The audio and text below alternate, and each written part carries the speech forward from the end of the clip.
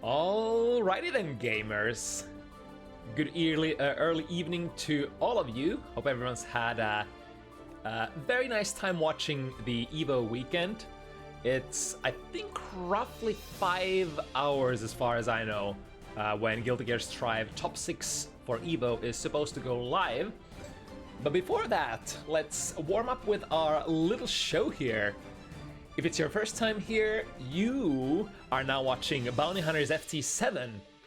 We are a weekly show match event open to everyone, all the way from beginners to top talent of the community. And the name of the game tonight is, as per usual, Guilty Gear Strive, first to 7 wins. I'm your host Sche'Peke, and without further stalling, let's move on to check out our matches for tonight and stuff like that. Actually, maybe it's worth talking about this before we get started. So I'm sure many of y'all caught the little oopsie daisy that Arx has made with the trailer that was likely supposed to be released during EVO Top 6. But, you know, for everybody who saw it, to respect those who don't want to get spoiled and who just want to watch it live organically, well, as organically as it can be watched anymore, let's try to not discuss the contents of the trailer during our show today too much, and talk more about it next week once it's so-called public knowledge. Pretty please with cherry on top. I'll do my best not to spoil it as well, as hard it is to do so. Anyway, on to the meat and potatoes of the show. 6 matches to be expected tonight. Let's go from top to bottom. So we're gonna start with CuriousCork versus MeowByNight. MeowByNight, one of our, I believe, 2 newcomers to Bounty Hunters tonight. MeowByNight, Polish May player. It's good to see more players from Poland. Usually they tend to be of pretty high quality. Speaking of the other player that we're gonna see playing for the first time tonight, speaking of the devil, Paloys, is it Paloys? The pronunciation of the name? Paloys Bridget, hailing from France, is gonna go against Aquila Axel tonight. It's nice to see we made the pair do a connection check, and supposedly it works out pretty well. It's nice to get some matches for Aquila for change once again. Sometimes hard for Middle Eastern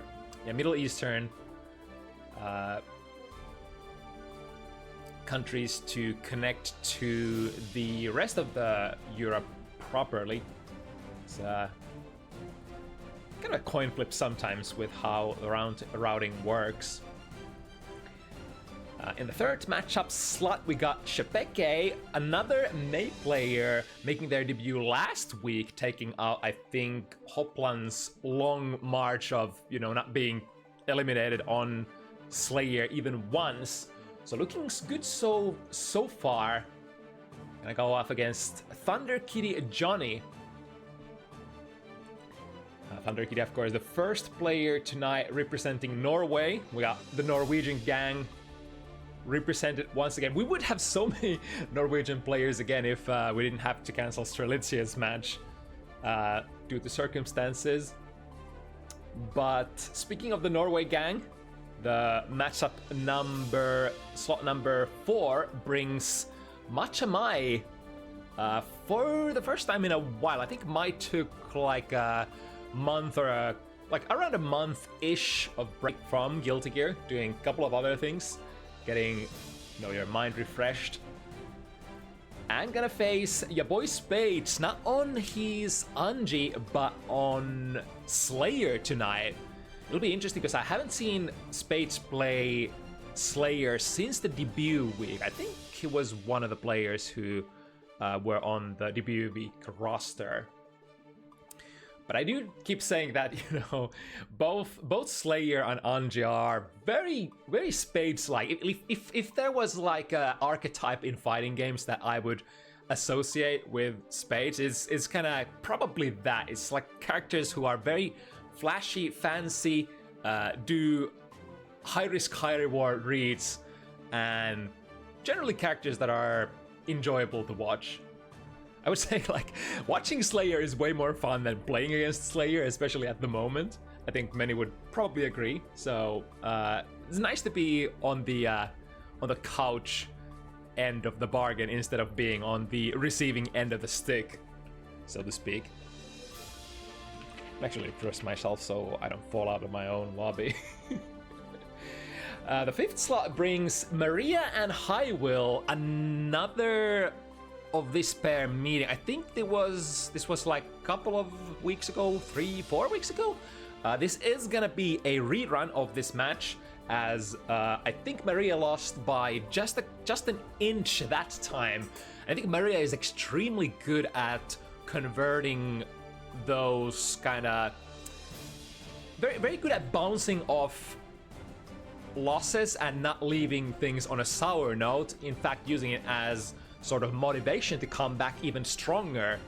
And I think the pair did, in fact, pretty early after the set, did agree that they are gonna meet in the future. So this will be the round 2 of Maria and HiWill, Nago versus Elfeld. See if Maria will be able to get that revenge win. And then we are gonna finish the evening off with Decoy's Jacko and Ehmu's Chip. Two extremely regular players on Bounty Hunters. This is Ehmu taking the match on not really short notice, but this was originally planned to be something else. I forgot what match this was supposed to be, but Ehmu did take it on, or did step in to replace. And I initially thought that, you know, this would be kind of a tough match for Ehmu based on my like gut feeling, but the players in fact told me, hey streamer, this might actually be a little closer than you think, based on some of the latest meetings on brackets and stuff like that between these two players, Decoy and Ehmu. So looking forward to that. Is the interesting Jacko zoning archetype versus the archetype that doesn't want to be zoned. So this is probably, if we go by gut instinct, would be probably the kind of matchup that Chip usually tends to do pretty well at historically on Guilty Gear.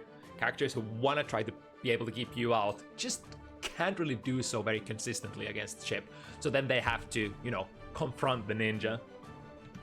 Anyway, let's circle back to the beginning of the event.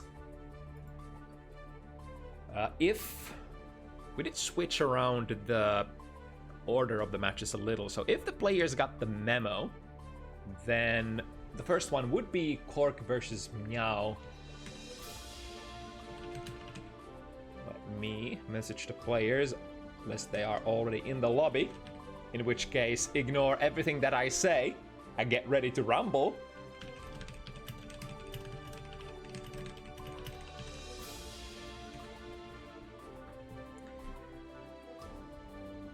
So Potemkin May. Two hard hitters.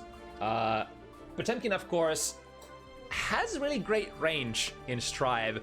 Very queer kind of quirk, considering what he's been in the past. Is always had the difficulty of just not being able to reach anyone, just needs to be able to bulldog himself in and go from there. A little different kind of approach on Strive, having extremely high or far range, but very dangerous for Potemkin to whiff anything. Now, May is not known as, you know, the best whiff punisher in the game by any means. but she does have some pretty good buttons to go with it. And Mei does have that air game as well. It's kind of hard to contest if you don't have your anti-airs on point. So that could be a possibility for, you know, forcing Potemkin in a situation where they gotta play a little slower than maybe they've gotten used to.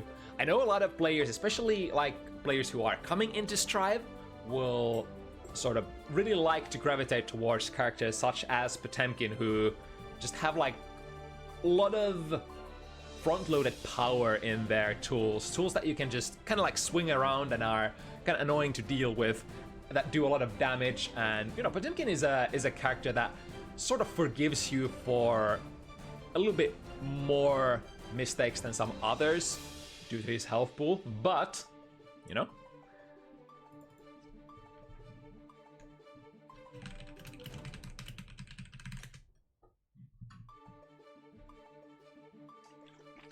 Right, as said earlier, this will be Meow's first showing on Bounty Hunters. Got lots of Mei. Mei is a very popular character, very strong character, has been up there for the whole lifespan of Guilty Gear Strive so far. Mankind knew that they cannot change society.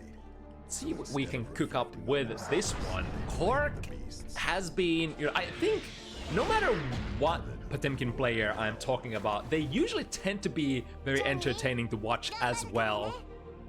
I guess due to the nature how like Strive just plays out and how high risk, high reward characters play out in this game. But Cork has definitely a lot of entertaining plays, a lot of sequences entertaining to watch in their back pocket, and it's starting up pretty slow. This is not on my end, is it? I guess better that we disconnect very early into the set rather than, you know, later. I think this is probably on the player's side, right? Well, that's one way to get it started. I guess Cork dropped from the lobby, so technical difficulties, please stand by.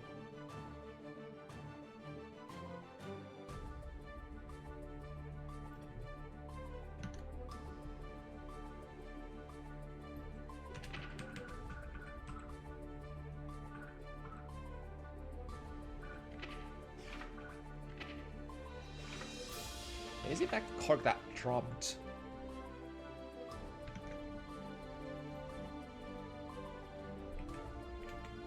I'm gonna try to inquire into what is going on here.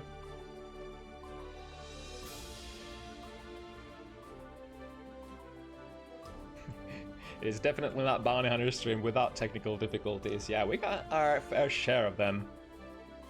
Alright, Cork said that internet crashed. It do be like that. We are connected by invisible info beams, or beams rather. So sometimes stuff just doesn't go into the right address. Excellent analysis, Sche'Peke. Perfect.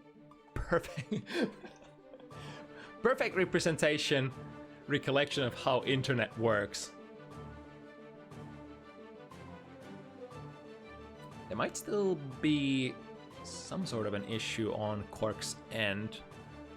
I guess they might be on their mobile or something at the moment, from what I'm gathering from the chatter in the chat.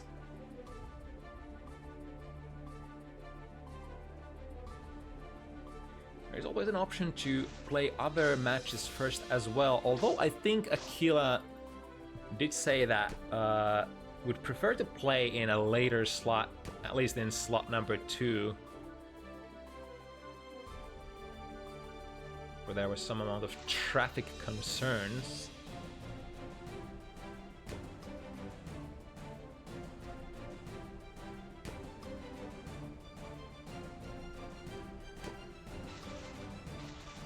Alright, we have a word that it should be good. Should be good for now. So as soon as we get Cork back into the lobby, gonna jump into the thick of it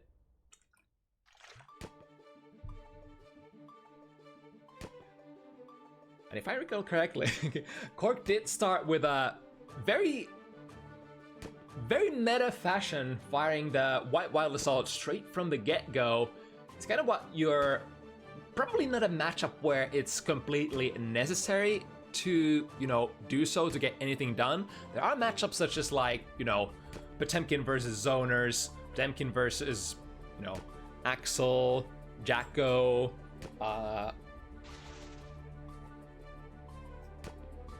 other good examples. Maybe Testament, where it can be really hard to get stuff done unless you have that one bar of neutral, as they call it. It's funny how that was usually like YRC in Guilty Gear Exert, which was technically equivalent to Blue RC in Strive. That used to be the bar of neutral. But I guess in this game, especially for the big body users, it tends to be whether you have 50 burst or not. You try to skip the neutral and go straight into the opponent's guard. See how much we get to do it here. Take a step back and let the players do a redo. So now for realsies.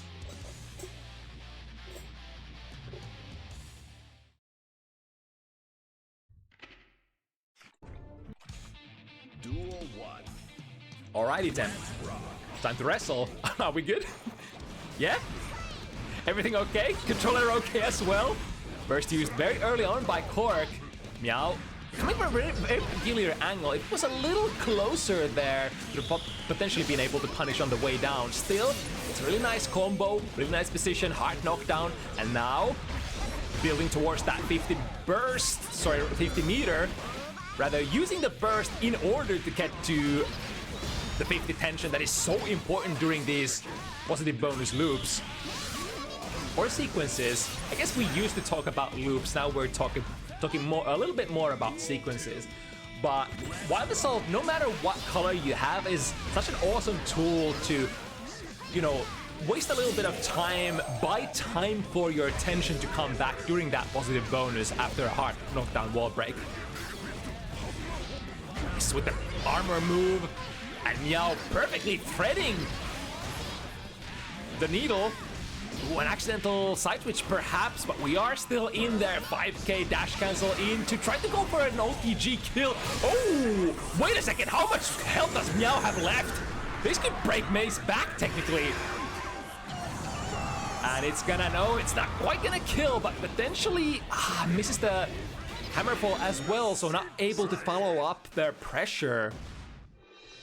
Usually the go-to would be go into the Hammerfall break, get as close as possible, and then go for a meaty.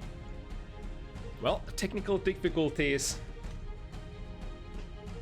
remain. I think we're gonna just disconnect right off the bat. Oh boy, it is definitely bounty hunters.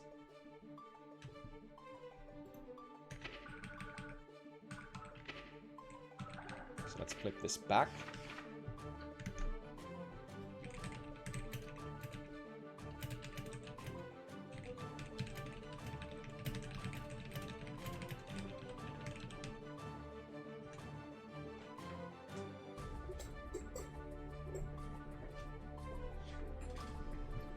Alright, I think the players didn't notice though. There is a little bit of sandbagging going on, so not gonna miss any matches, at least for now.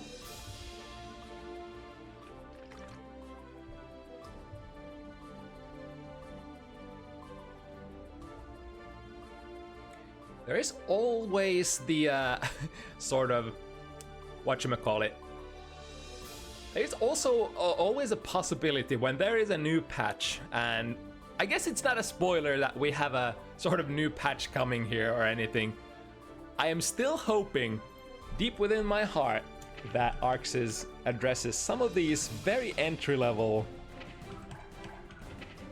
issues here, such as, you know, just having a proper spectating for TOs. It's kind of hype to be able to watch tournaments without any interruptions and stuff like that.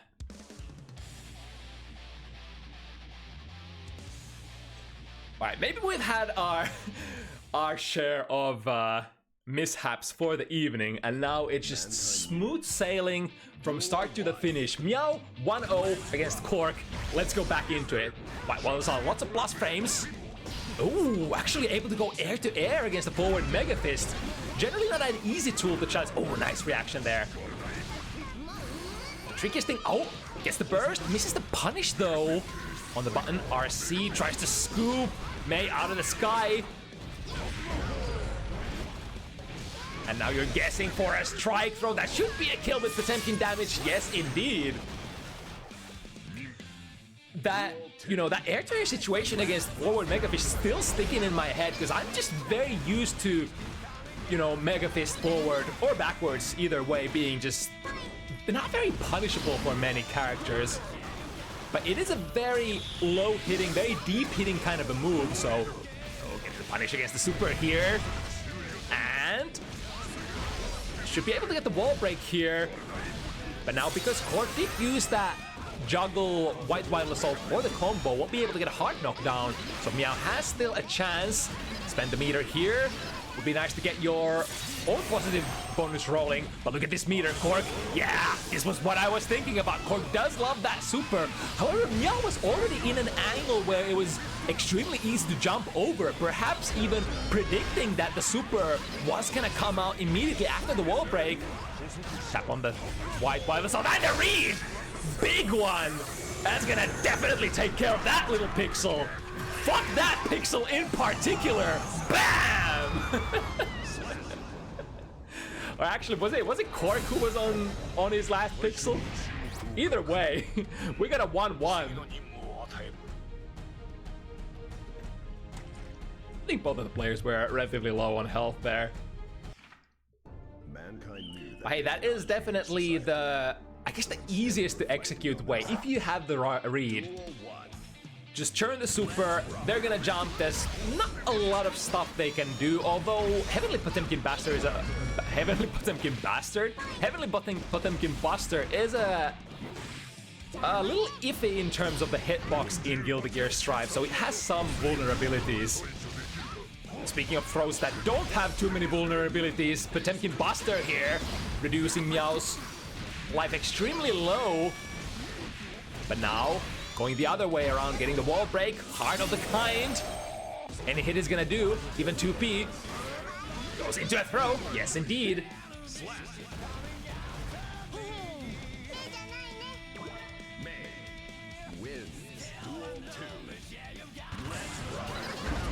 Alright, there we go, getting from behind, and the momentum was actually taking Meow towards the left corner there. Swinging a miss with the anti-air, and the 2 heavy as well. Now speaking of heavies, counter hit, but not too bad for the damage that Cork took from that combo. Again, the air to air, look at that. Meow must be doing that by, you know, or consciously, in fact. It'd be interesting to see if they keep utilizing that as a like go-to method of countering the forward Megafist at neutral. Although blocking is definitely one option as well. The forward Megafist, unless combined with 50 meter, is a very, very high risk kind of a maneuver. It puts you at very high frame disadvantage, allowing most characters to get either a P or K button punish. Meow up again by 1 point. Important thing, when the opponent lunges at you with a especially fully charged wireless up, hold that thought, we got an upright throw again, and another one, looking for one more. It's gonna be strike right this time. I'm just going with wild assault, which is technically a strike. Are we able to recover in time? Nope, not quite. Dash cancel once again. If you can react to it, ooh, slinky, sneaky, slick or sneaky, slicky. That's a new word, huh? And the wild assault is the last touch here. Pretty much in that situation, there's not a whole lot that you can do other than just respect it or try to escape. From certain ranges, like you can attempt to throw White Wild Assault on reaction, depending on, especially, oh, what the, fully charged 5D here. Gonna cash out with a decent amount of damage and soft-ish. It's like a hybrid knockdown. I think we can call that a hard knockdown out of it. And it does give you a positive bonus as well. Alright, Cork. This is pretty much peak Potemkin gamer. You take a game off me and 20-30 seconds later, we are exactly in the same situation. I've scored a couple of combos, very quick game. These fast games can start piling up extremely fast if you sleep against our very good crafter here. Again, the two heavy misses. I think it's a Gatling string that Cork has been going for a couple of times, which is very dangerous to whiff. Mega Fist backwards. The Old Faithful tries to fish with the super. Counter hit with the 2D. This should lead into a decent combo. Drops it, but still gets to keep the pressure. And we have a lot of these Jews. 50 meter, and we're already looking for another 50. So Meow won't be letting Cork rest for quite a while there.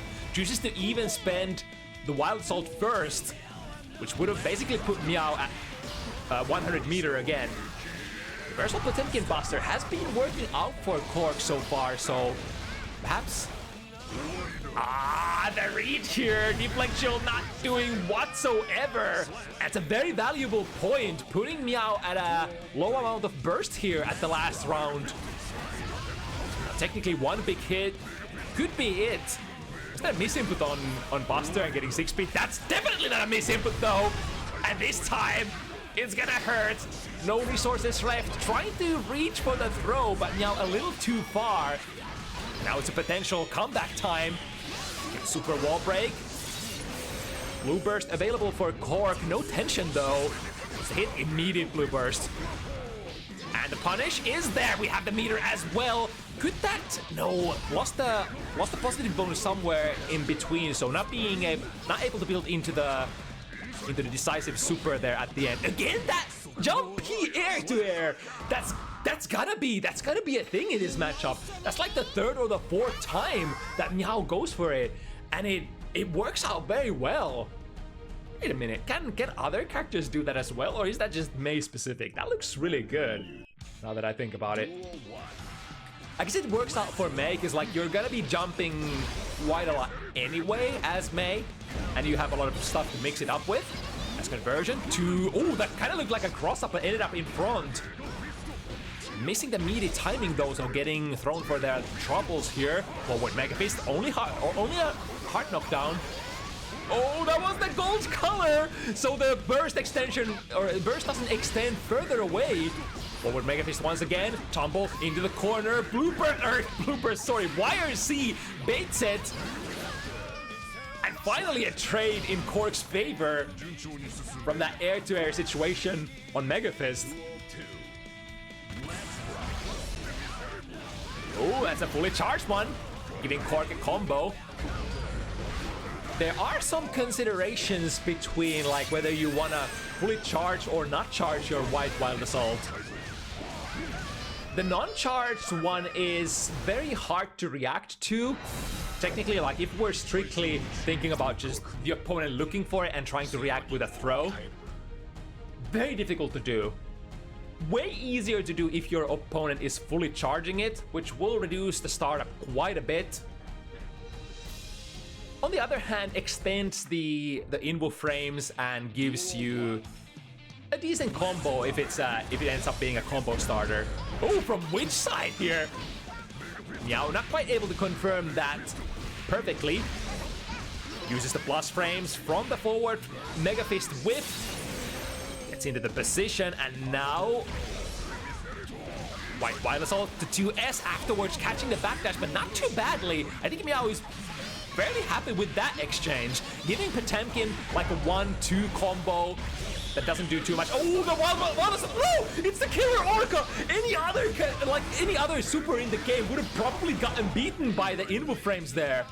But because the Killer Orca stays in for so long and then produces a hitbox on the way down as well, that prevents Cork from being able to take any reactions, and look at that combo. I think that's the first one when Meow actually got a full combo from that jumpy. That is very rare for Guilty Gear Strive hits.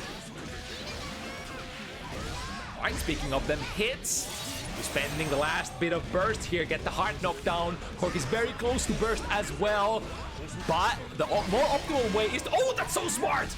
Cancel the Dolphin immediately into Red Wild Assault, sorry, Red Wild Assault, Red RC, and produces an extra hit, which does break Cork out of their armor frame. One of the go-to ways of playing, especially the end of the round RPS, when you know that Potemkin is gonna try to launch themselves at you, try to take the hit with their armor, and then go from there. You can say no to that if you have 50. But the fun thing is that Potemkin technically can say no to that as well by going RC of their own.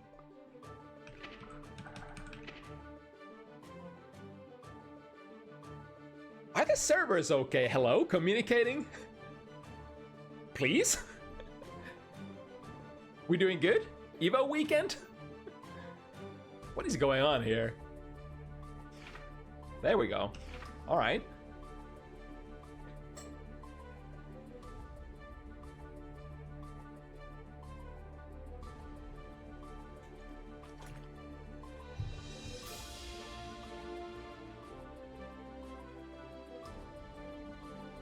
I guess it's like, during the Evo weekend, is that when the player numbers are usually peaking for the year?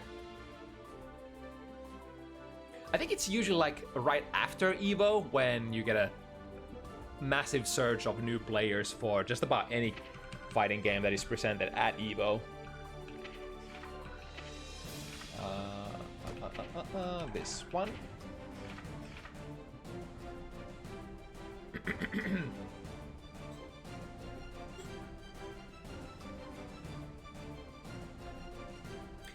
I think if I checked correctly, the players did sandbag that round again. I guess we'll know at the end, huh? Mankind knew. Yeah, so if we have server issues at the moment, it definitely shouldn't be because of, you know, having too many players online or anything. It's the armor frame. This time Meow does not have the 50 meter yet. At the early stage of the round, the armor is very strong. And now looking for one more hit. Strike is the name of the game. Again, goes air to air jump. He beats Cork out of the forward Mega Fist. There is a chance. There is definitely a chance here. Ooh, was that supposed to be... The 5D was probably supposed to be a Wild Assault there. But Meow is still going. One more charge of Wild. We get out by using 50.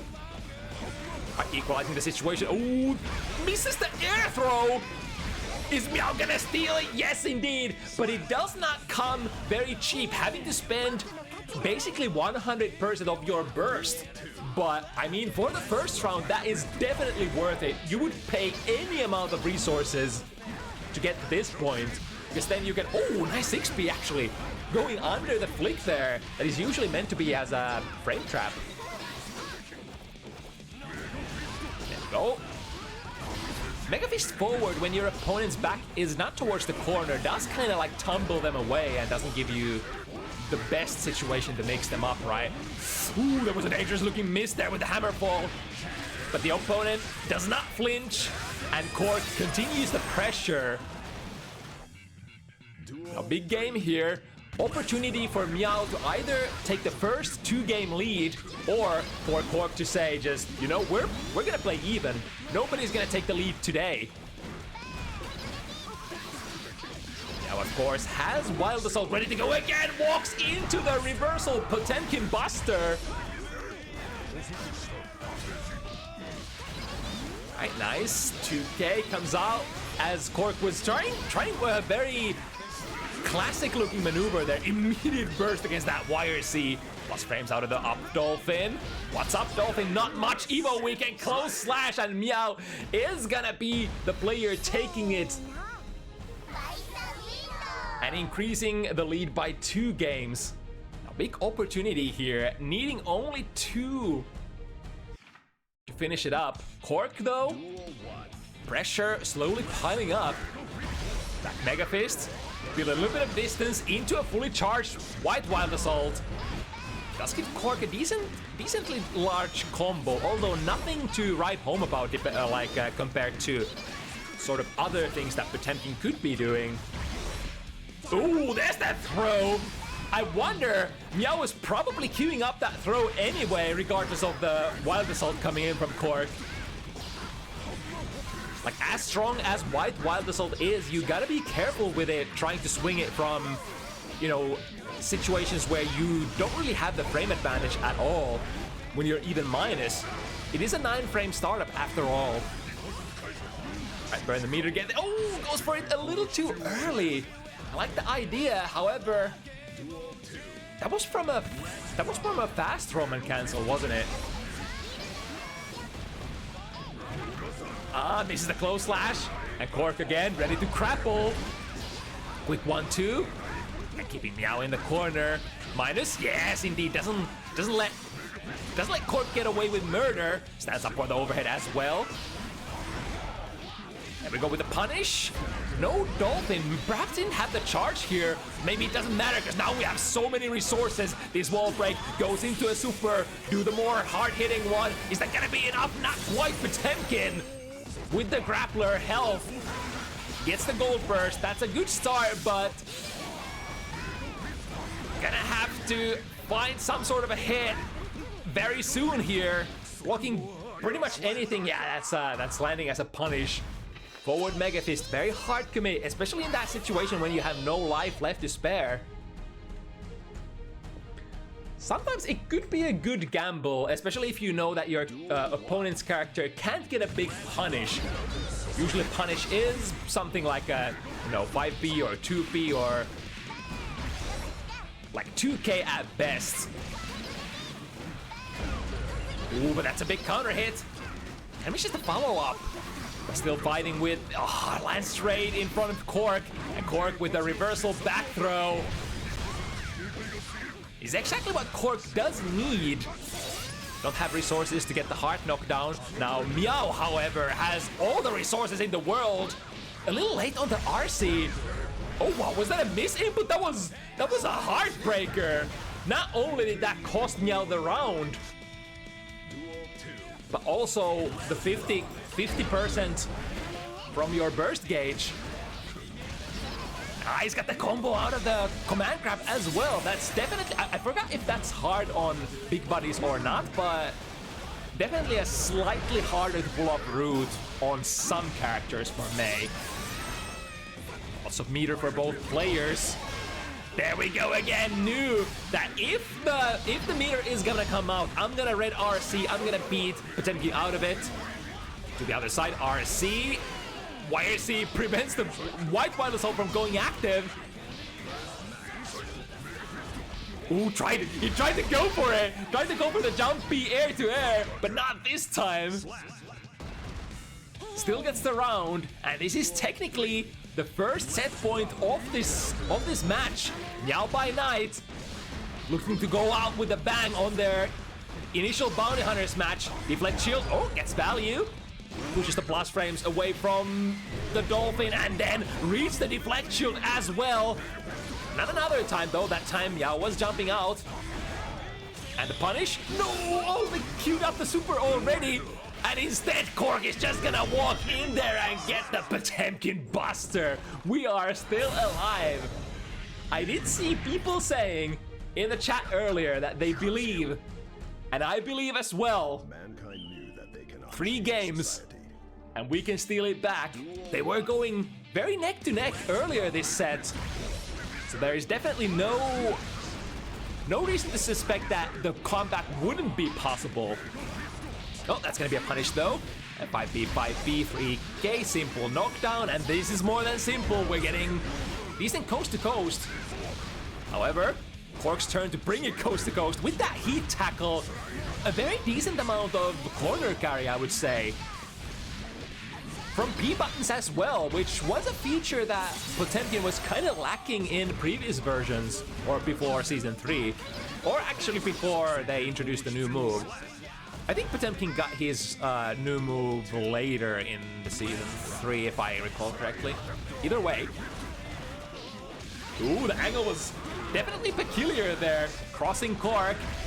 And now plus frames from the wild. Oh, nice! This time, I think the 2 heavy is probably meant as like a fuzzy jump catch of sorts. At least that was what it was used in previous games. Looking kind of like that there. 6K, confirm it. Still a set point. Oh, the interaction! Oh, it's Cork who recovers from that first. And now, Deflect Shield gets value, but the trade, very dangerous for Meow at this point. The anti-air as a very, very beloved tool for certain Mei players. But is it gonna be enough? Looking for that one more hit to close out the set. Plus frames, not anymore. With punishing the forward Mega Fist. Oh, but not that one. The armor frames follow, and Cork still alive, somewhat. Both players very low on those burst resources and the hard read. Give me that dolphin. Dolphin from the sky, they fly. How is that possible? I don't know, but Cork is definitely a believer. Looking for that air-to-air again. There we go, 5p, 5p. Potemkin has a very exceptionally high 5p, so definitely a tool that can work as a substitute for your 6ps if you don't want to go for it. Big too heavy, but not big enough. This will be a tough round to steal back for Meow, yeah. That's definitely what I would do as well. Just gamble with the fastest button that you got, or I guess the second fastest for Potemkin, because I think Potemkin's 5-framer is his 5p. Either way, Cork lives to fight another day. It's only 2. Plus frames. This time the backdash does manage to clear out the 2S from Potemkin after the Wild Assault situation. Ooh, frame trap with the red one. Barely misses the combo. The 6 heavy doesn't quite reach. Reversal super is gonna... No, it's not gonna send Cork through the wall. Backdash into a throw. Very classic. As is this one. Meaty Potemkin buster. But Meow did not believe in it. Or rather, believed in it a lot and just jumped out. The boxing in the corner has been reversed. The S-Dolphin is the makeshift... Oh, but again! We got the forward moving special moves. Switching positions, nothing personal, kid. Looking for something, looking for a jump out. And again, the S-Dolphin and the forward Mega Fist switch places. And oh, misses the ball break. Damn, if that got the stick, that could have been it. There we go with the heart rate once again. Where you going? The skies are your friend usually. But now, I would like to play. I would like to grapple. Another one? Nope. Goes for a very late Garuda instead. Still boxing in the corner. This should be enough if Cork is able to finish it. Yes, indeed. And ladies and gentlemen, it is 6-6 Cork. It must be the power of all the energy that people in the chat sent Cork. I believe the magic words. I have become a believer as well. Can Cork finish it up though? It all comes down to this. And if you can't get this one, then all the work, all that hard work is for nothing. Or I mean, it is definitely not for nothing, for it's been an amazing set. But that would mean you will go back home loser this fine evening. First one goes for Meow. Full burst, ready to go. Cork has access to the White Wild Assault as well. Does the same maneuver. Backwards Mega Fist. Defensive move maneuver. And then pounce back in there with the use of White Wild Assault. A little late there on the RC, but still is able to keep it up. One hit is potentially all that Meow needs. Is that it? Is that the hit? How's the wall looking? Gonna be able to get the kill even before the wall says badam. And Meow, despite the attempt to bring it back by Cork,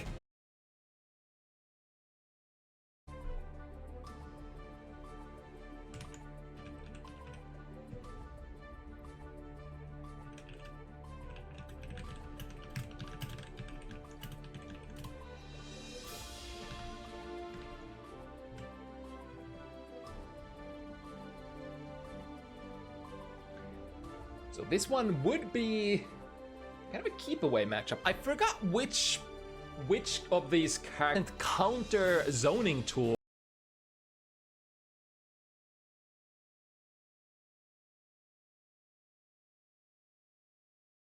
for Bridget's in matchups such as Asuka or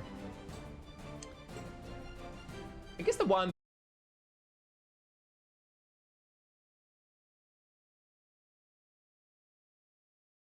of Europe.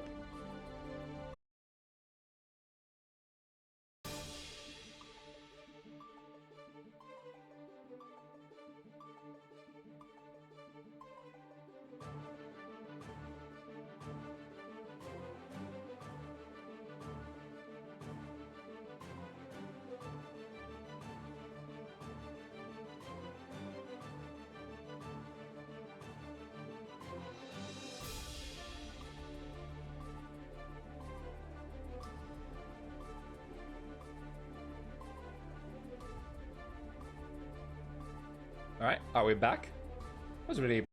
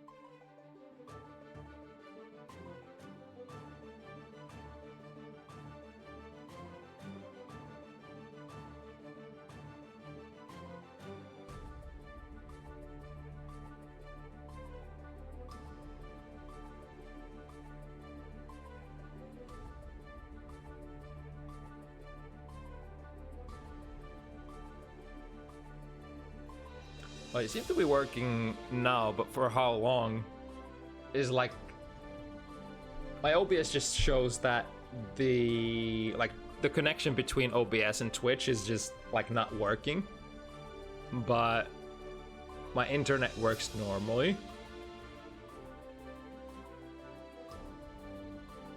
But who knows for how long.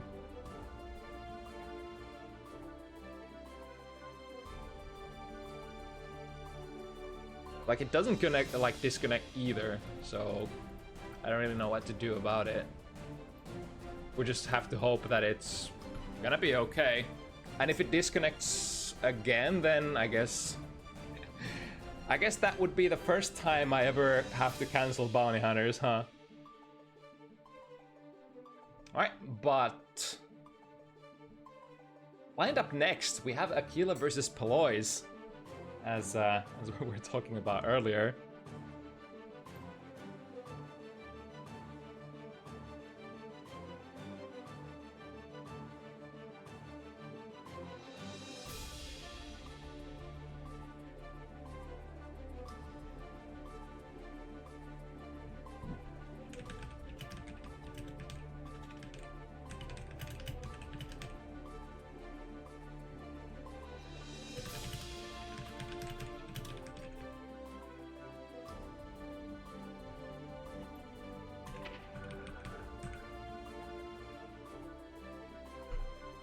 I mean, isn't it strange that we've had like connection issues with like the previous pair as well, and like everything seems to be going to shit today, as if there was some problems with the internet, if you know what I'm saying.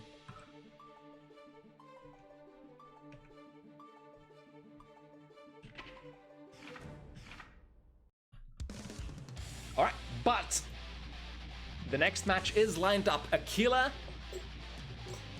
back on the Axel. And an Axel versus Bridget matchup. Like we theorized earlier, the yo-yo toss is probably gonna play an important role in this matchup for counter zoning.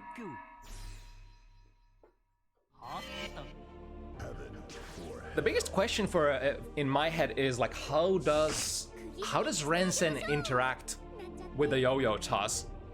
But then again, on the other hand, Rensen is relatively slow to start up, and generally you kind of want to use, you know, tools other than Rensen as well. I would say Rensen is definitely not the strongest, not as strong as it has been in the past, maybe in this game, so you need a good mix of your normals as well with it. Too heavy calls out the scooter.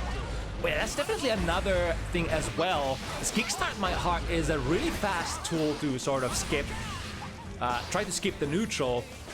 So if Axel whips with any of his spokes, then a Kickstart My Heart could be what gets Bridget in as well. But I mean, technically, overlays? Yeah, sorry, let me fix that. There's just so much stuff. There we go, this should be the right one. So Aquila and Paloys.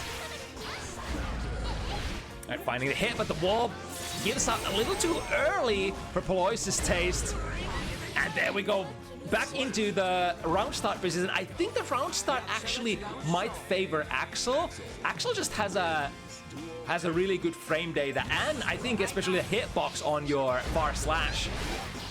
And Bridget tends to, you know, Bridget has a long range, but the startup of her moves might not favor her from exactly that kind of distance. Yeah, okay, look at that. The far slash just gets there before whatever buttons that Paloys was trying to press. Going with the tornado. Oh, and as the opponent is concentrating on the tornado, misses the combo though. We still have one vision activated. Are we gonna? Yes, we're gonna get to activate it. And this should kill. Oh, unless Paloys gets the burst off. Hold still, use FD to avoid yourself from getting chipped out, and Paloys actually salvages it. I think it was a little bit of a mistake there for Aquila, getting that cool one vision combo, but wasn't able to get enough hits in during the time stop. And as soon as the time stop ends, then your opponent has an opportunity to burst out normally. During the time stop, not so much. If you try to burst during it, it will basically be buffered or queued up for when you come out of the time stop immediately. That could be anybody's game. This, like, again, the far slash from the wall break position has been the go-to tool to beat everything that Bridget could throw at you. One vision still active. Not for long though. Or is it? Wait, how long does the install state last? It's kind of looking like it was still in there at the end. Either way, Paloys taking the first match here. Lots of back and forth already. Was it with a 2B? It's actually pretty great if you manage to set up the yo-yo. You know, having access to a tool that kind of allows, how should I put this? You can go airborne against a lot of Axel spokes, and if you have the yo-yo set up, then you can go into rolling motion or rolling movement from pretty much any angle and get to Axel very fast as a kind of a whip punish sort of a way. Bar slash works up as an anti-air, finding the good counter hit, and we have the juice as well. Break it. Now Aquila has the 50-50, 50 resources, tension, and burst. But getting a hit on the initial hit will basically mean that there is no way out unless you have the full burst bar ready to go. We go to two heavy gets there before the yo-yo set from Paloys. Now with the full screen zoning. Ooh, jumping over that and gets a hit in before the up follow-up goes active as well. Bridget does have pretty good reach for her air normals, especially like that far slash, or that air, jump slash rather.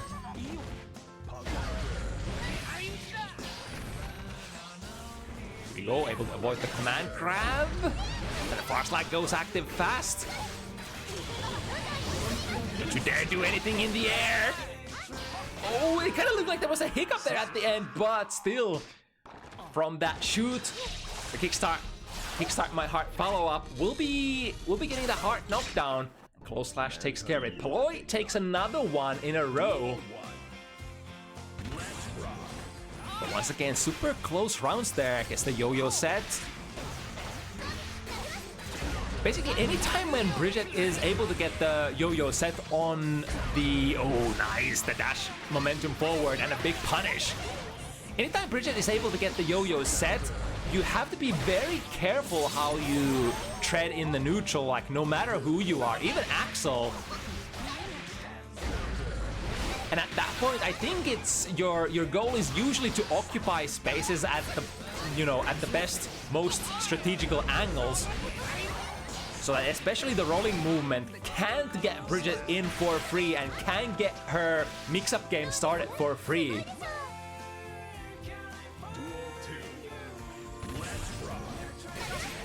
Alright, not opting to challenge the far slash this time. Just backing out of it. Throw the yo-yos, get them to the corner, and this is the position where it doesn't matter if you're the poster boy of zoning or not as Axel. You're gonna get blended in the pressure just like the rest of them.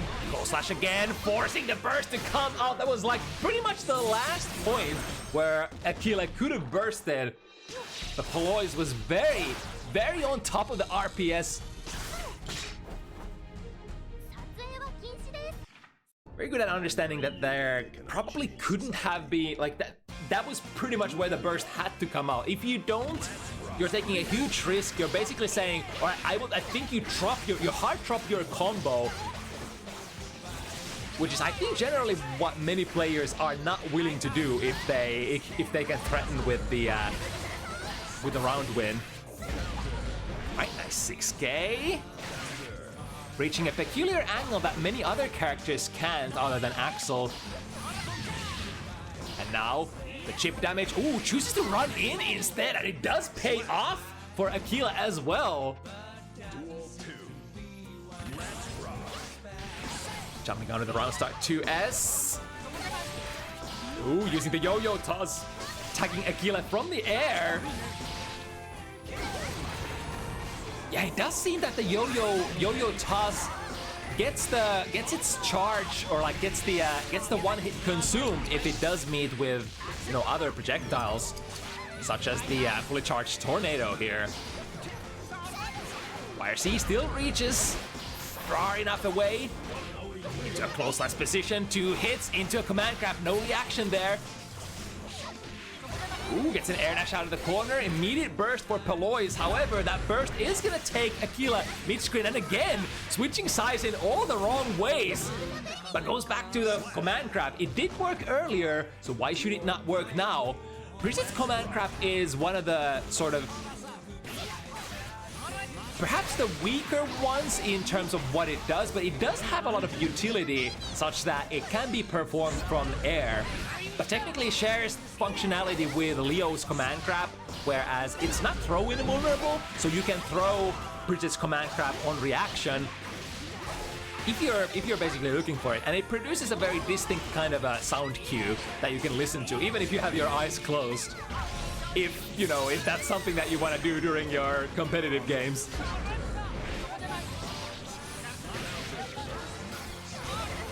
First works out, probably the last spot that could be used for Paloys. However, Aquila, straight into the command grab. And basically, when your opponent is standing at the full screen distance, the command grab comes out as fast as it could be, because it has to travel to the edge of the screen, and then the active hurt box, or rather the hit box, is when it returns back to you. Oh, are we good? Here we go, back into it. Nice prediction there. Instant air dash hitting over the grounded poke.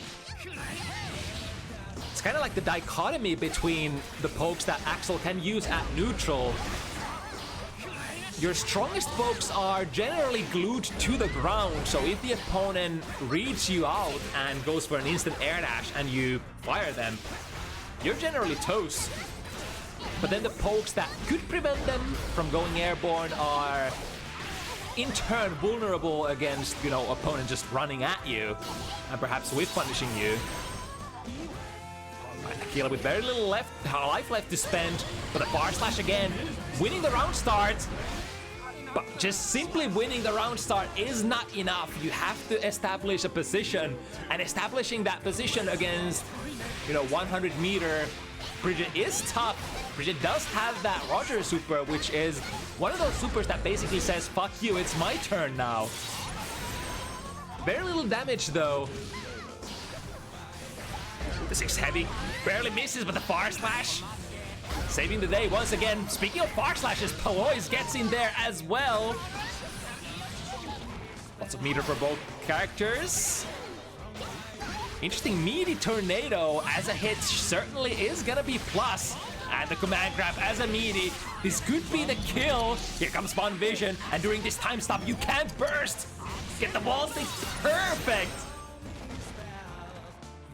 I mean, it was technically in Paloys' best interest not to burst there as well.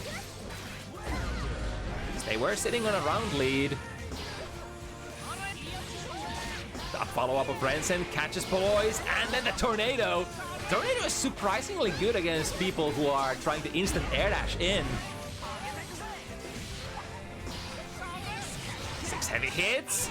Pour 50 meter on it. Is it gonna be enough? Yes, indeed. 5 heavy delivers just enough damage to get through the pixie defense of Bridget. And Aquila, despite that 3-0 start for the opponent, like they are, we're gonna fight and bring it back. Here we go once again, just waiting for the move. Of course, you could wait for Bridget to go airborne when the yo-yo is set, and then try to predict what angle she wants to come at you from. There is the added RPS, of course, that Bridget can abort the rolling movement prematurely. So if you try to swing with buttons that don't reach far enough, albeit Axel's, you know, pokes have nothing but range to offer, so there's that. I think in the case of Axel, you're kind of trying to predict like between 6K that can catch you from like normal jump angle, and then perhaps like 5B that can catch you from more of a instant air dash kind of angles. Speaking of instant air dashes, Paloys finds a good one. Misses the full combo. Ooh, was that close slash? Getting the anti-air there. Missing the meaty back throw from Aquila. But that aggressive instant air dash jump slash once again. The momentum is going haywire back and forth. Lots of meter to spend here. Can keep up the pressure if they want. Chooses to save the meter for now, or the resources rather. Reversal, back throw once again. That is the last of Aquila's meter here. Paloy still has the 50 burst, or rather the 100 burst. Nice instant air dash, perfectly timed again. It's kind of like watching Street Fighter. And Aquila is basically Ryu throwing fireballs here, and Paloys is so good at reading the timings with those instant air dashes. Once again, the double instant air dash. I think if your opponent is going, you know, IAD on you that aggressively, you'll have to bring more of that good old 5B into the mix. Go, Roger dive, making it plus as well. Tries to reach for the throw. However, that was a little too early. Still in throw invulnerabilities there. Out of the corner with the far slash, BMB combo. 6 heavy, reaches very high up into the air. In tricky combo to pull off though. Dropping it initially. Paloys fighting towards the other corner. Very low life left to spend. However, we are definitely in a position. I think Paloys did not hit the button, right? That's a bait. Oh, but the knowledge check there. That super is one of those safe on block supers. And the trick to punish it is to jump between the hits, because there is so large of a gap there. Right, once again with Rock the Baby, with the command grab. 70% of the opponent's life is gone at the time of the wall break.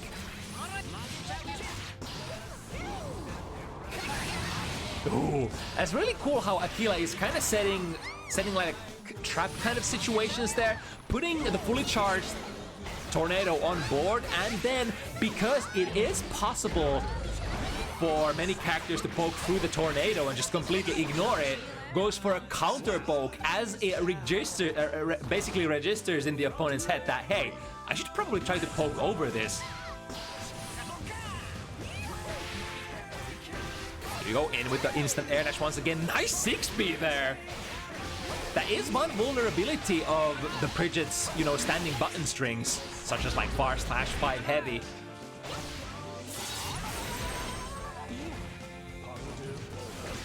Oh, missing with a 6K from the round start position, and that was the amount of plus frames that Paloys needed to get in. 6P hits from just the right side.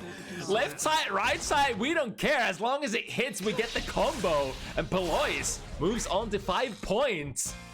Did that kind of rhyme there? Damn, that's good. Instant air dash again against the too heavy, and even on top of that, baits the burst, reads what Aquila wants to do. That must be frustrating at this point, and it's understandable. You're basically supposed to be the guy who sets the pace for neutral a lot of the times for Axel. And again, the instant air dash jump slash, it just brings value for Paloys.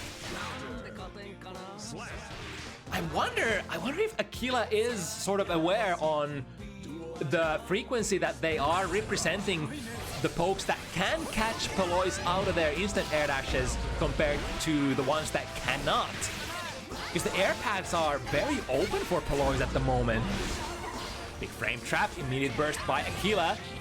Nice 1-2 conversion. Paloys still with the resource lead. 2K Yabare works in between that string.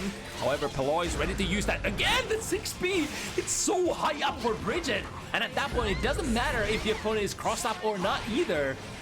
Combo into the tornado, kind of cool, and ready to tag Paloy out of that instant air dash as it crosses over.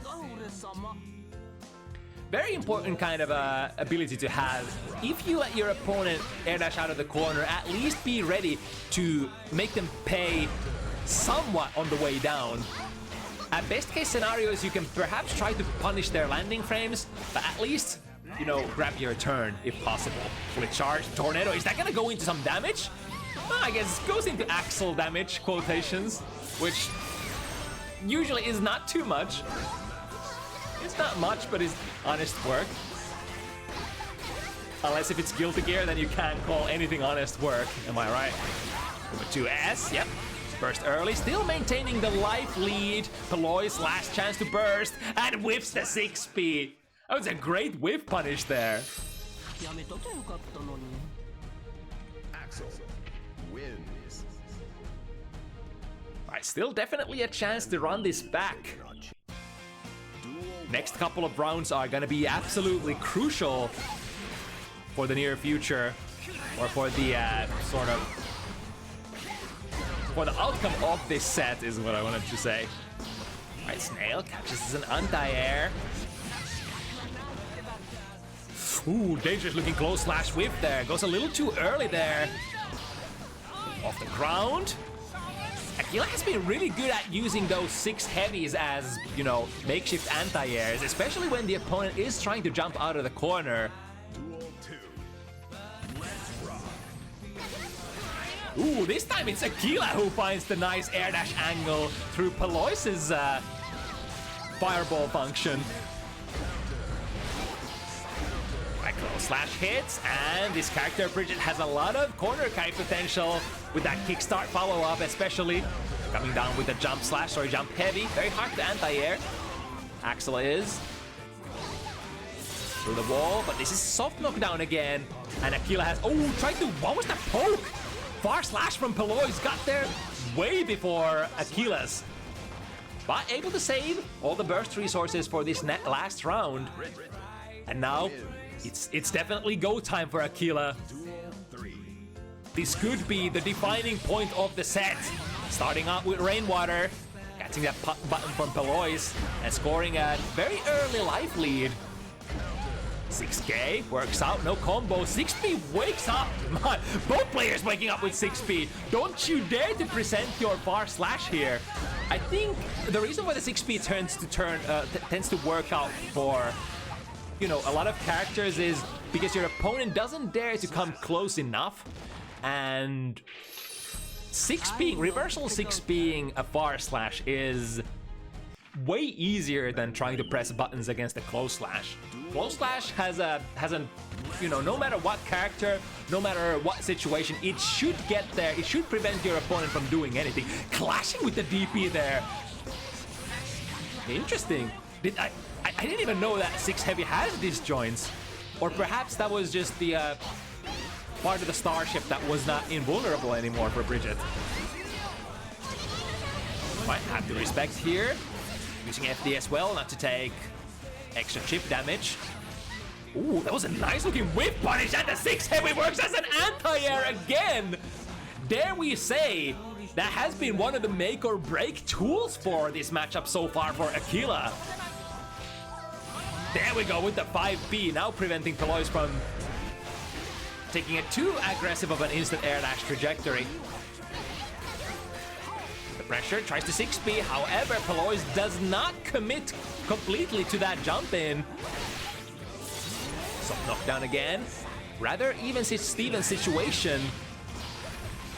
Both players nearing that full burst gauge. And 50 meter available as well. Every defensive option is available for both players. Paloys goes into the blue burst first. And the YRC spends everything trying to keep Aquila in the corner. The reversal super gets Aquila out. One more, or rather 100 meter or burst to go for Aquila. Will have to be used here. Gold kind, that's very good.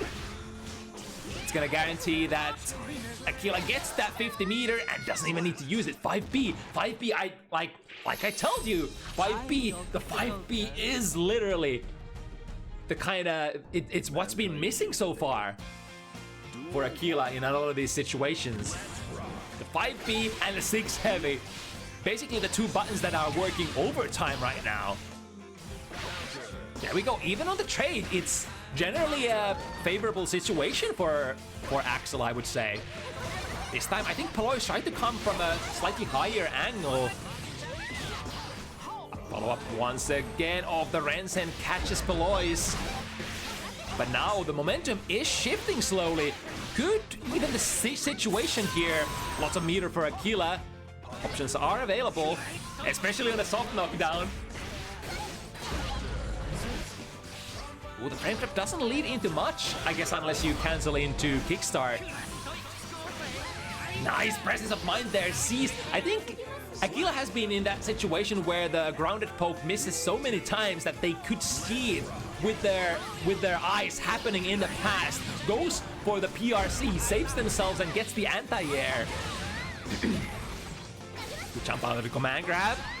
6K from a perfect angle again, tries to catch Paloys on the way up and does do so, but this time Paloys smartly blocking. Could this be the first time that Aquila is able to get into the driver's seat? Wait, is it already even, or did I just double tap the buttons? Is this real? Did it just suddenly flip around the momentum completely, and now Aquila is actually who is knocking on the heaven's doors? Damn. Never give up. Lots of fun things can happen in competitive fighting games, and especially in Guilty Gear. Good 6P. Out of the sky we go. It's super important that you have your anti-airs on point, because jump slash from Axel is such an oppressive button. I mean, jump slash and jump heavy both, depending on the angle that he's coming from. There's jump slash from the defensive angles, the far away angles, and then jump heavy from like upwards, above you kind of angles for hitting your feet. Barely, I think, avoided the explosion of the winter cherry there. Good read from Aquila. Jumping out of the throw, and now set point Aquila. Wow, This is really a week of comebacks so far. 6K working. 6 heavy, yes, we got them all. 5K, 6K, or sorry, 5P, 6K, 6 heavy. All the 6s. Jumps out of the command grab as well. Really nice read. Or perhaps a reaction, who knows? And activation, wants to finish it with style, but let's see if Paloys is gonna allow that to happen. No sir, you ain't gonna jump in, or rather dash in. Aquila rather low on resources here, so this defensive situation will be tough, especially after these plus frames. Goes in with the 2S, finds the low. Paloys has more where that came from. 6B into a kill. We are alive. Red wins 2-3. Rather even resources here, both players starting with almost full burst gauges. Ooh, frame trap into the rainwater. Gets a decent chunk of damage. Good reaction, jumps out of the command grab. Never fun to get tagged by those. In fact, you know, it's a matchup that you could easily just not get to play ever if you know, take like 1 or 2 command grabs per round from Axel. Speaking of command, what? Really? Axel Bomber? That is a DP, but that is not an Ehmu DP. But I gotta say that was probably the most high yield read against that command grab, because it does put you airborne and technically unreachable by that command grab, and then counter hit Axel Bomber as a starter. Is that good? I think that's good, right? Brother just bombed. I mean, some of the biggest combos that Axel has have, you know, TK bombers associated, so I would imagine that's like the biggest read you can ever pull out of your pocket. That is kind of nutty.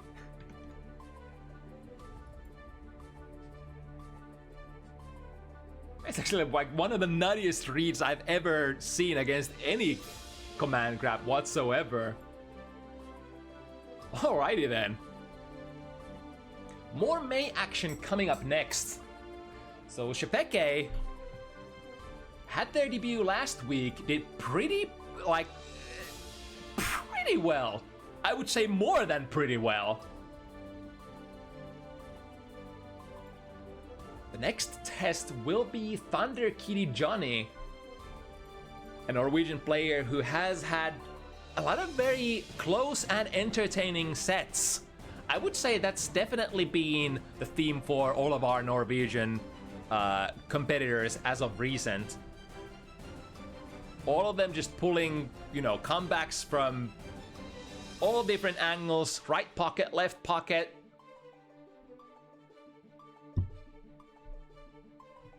You know, we have Strelitzia. We have, of course, Maria, the most classic one of them.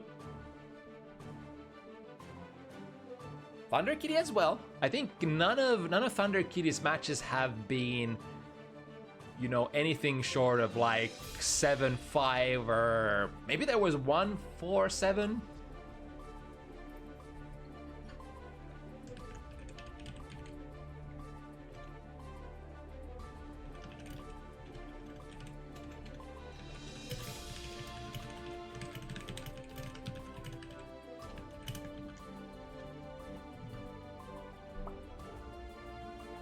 Alright, we have Thunder Kitty on the way as well.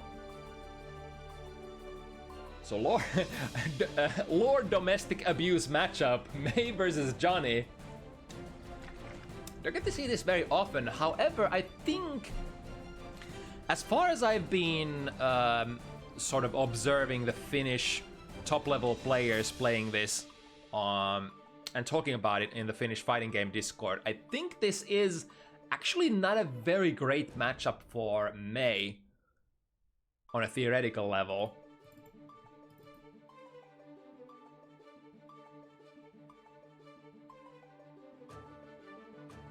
As to why that is, I think there was an analysis some time ago, but I can't remember exactly all the reasonings for it. But I'm sure we can figure at least some of that out during this set.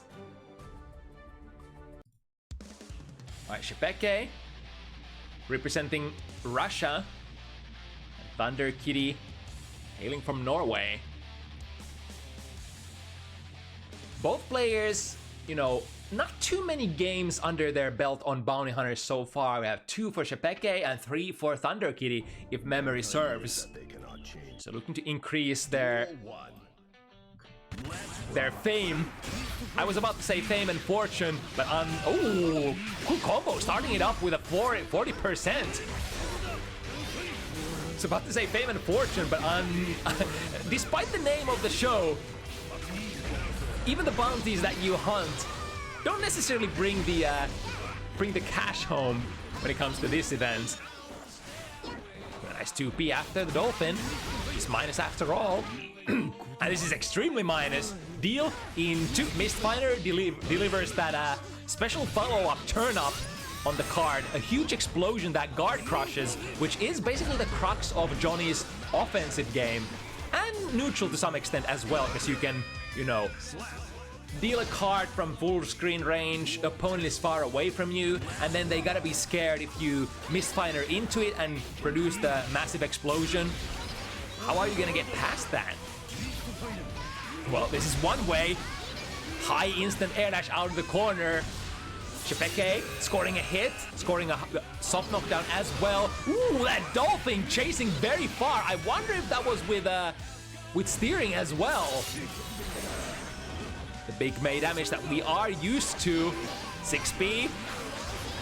As a contrary to the combo that we scored earlier, May 6P not one of the most hard damage yielding, you know, 6Ps in the game for sure. Mistfinder meets Beach Ball. Nullified 2P. The 2D actually misses from the 2K 2D string. There we go with the 3K. Both players scoring a lot of hits, but the decisive one is still eluding. Sche'Peke to the other side, and a very tricky command grab. Sets up with the cross-up, up dolphin. Is that gonna be enough? Will that build enough for the 50? No, and the wall actually gives away way too soon. Close slash, you gotta respect it. Johnny close slash, one of the best anti-air close slashes in the game. Hits very, very far. Or rather, not far, but high rather. Far as well, I suppose. The second hit, ooh, cross-up, hello? Far slash working as a makeshift anti-air. Now Thunder Kitty is spending every resources that they can in order to contain the opponent in the corner. Here's the burst. There we go, the big read. That was a lot of work that Thunder Kitty had to, you know, pull through. But in the end, it is definitely worth it.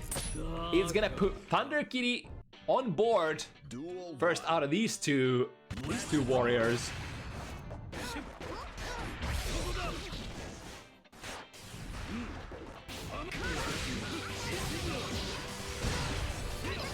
Right, deflect shield. Building distance between the characters. Deflect shield can be a good option for basically when you have the turn-up setup. Johnny can, or rather the card setup, Johnny does have some pretty good high-low setups, which you can kind of say no to with deflect shield. It doesn't matter if the strike comes from high, if the strike comes from low, if it comes from left or right. It, you know, it gets deflected all the same. Lots of resources here for a Thunder Kitty. Uses first bar for slowing down time, but doesn't get into an angle where they can poke at Sche'Peke. And now we have, oh, what was that? Trying to go for some sort of a fast RC there, but might have either pressed wrong button or a button at the wrong timing. Or perhaps that was a, you know, fast RC into a throw attempt.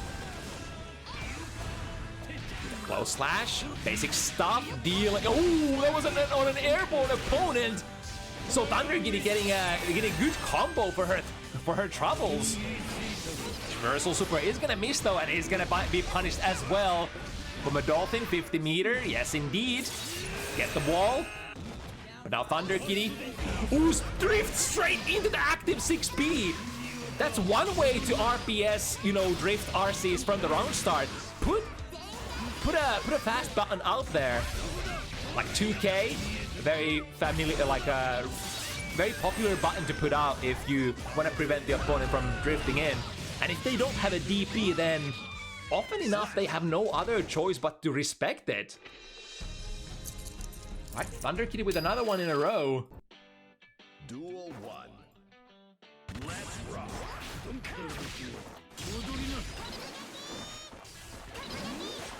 With the split from a very nice angle, both players had an opportunity to air there. Oh, the flower slash again, working as an anti-air. I think it kind of doubles up May's normals, as her 6P is a little lackluster and her too heavy, while has really great, you know, anti-air capabilities from certain angles and a really nice reward, can be a little lacking for certain angles. I guess it just is fair that her anti-airs sometimes, or her normals just sometimes work as an accidental anti-air. Jump slash into a very nice combo. That was a lot of risk as well. Look at this damage. Boom. That was almost a full risk bar. Air-to-air exchange as well. Oh, mashing that throw. And the string out of the red wild assault was vulnerable. But the FRC gets in there, use more resources. Yeah, but of course you would. And the fast RC, that's so nasty. I think that's like combination of the new split and then the FRC to get basically put like put opponent in a I think that's, is that a real 50-50 or is that a like one of those things that we call pseudo mix-ups? Oh, this should, oh, never mind, not gonna punish. Was a nice attempt. Was a little too late here for the Joker trick. Bouncing up into the sky. And Thunder Kitty looking to increase her lead here, potentially. Hop over the round start button with the use of Ensenga. That leads to a full combo as well. Johnny is kind of such a polarized character. There are some things that Johnny does just immensely well. But then you have certain really critical vulnerabilities, such as, you know, the inability to dash block at all. Ooh, here comes the BRC train. Big counter hit as well. Misses the ender. And then gets punished on the Mistfinder with the S-Dolphin. That should be a kill. Gets the burst back just in time. Oh, but the big whiff on Mistfinder. Mistfinder is one of the most dangerous things in the game to not only whiff, but to land on block. It's something like -12, and you know, it does go into recovery for a long period if you don't find your target. Up Dolphin working as an anti-air, another, you know, situational anti-air working in May's favor. We go into the Vault deal. The Vault deal is really nice.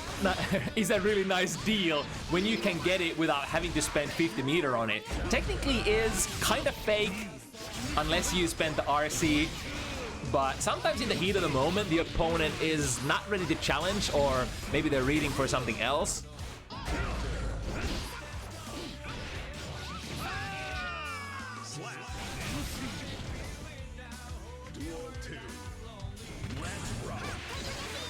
The 5K beats, what was that? Did that just beat far slash? Or was that like a delayed far slash from Thunder Kitty? Either way, close slash counter hit. The wall has so much damage already, so that Thunder Kitty won't be able to pull up with the most damaging combo. Looking for one hit potentially. Gold burst is a good start for a comeback for Sche'Peke, but this 100 meter looking mighty dangerous. Super. Is he gonna be a kill? May is not the softiest out of the lightweights. Yeah, we'll be able to survive that, and as a result, we'll have a lot of tension to defend with, waiting for the YRC. The YRC never comes. Is it never gonna come? Sche'Peke just holding it for a rainy day, or perhaps a potential offense situation that they might have gotten out of that. It is risk and reward. If you don't spend that juice for defense, then you might get tapped out before you get to use it. These are the questions that we are asking ourselves every day when we are playing fighting games. Do I use it now, or do I try to double it up and use it later? There's the safe jump. Ooh, that's so nasty. TK overhead. And pulling up with that very full combo as well. I think Thunder Kitty has definitely upped her game in terms of the combo quality and the execution.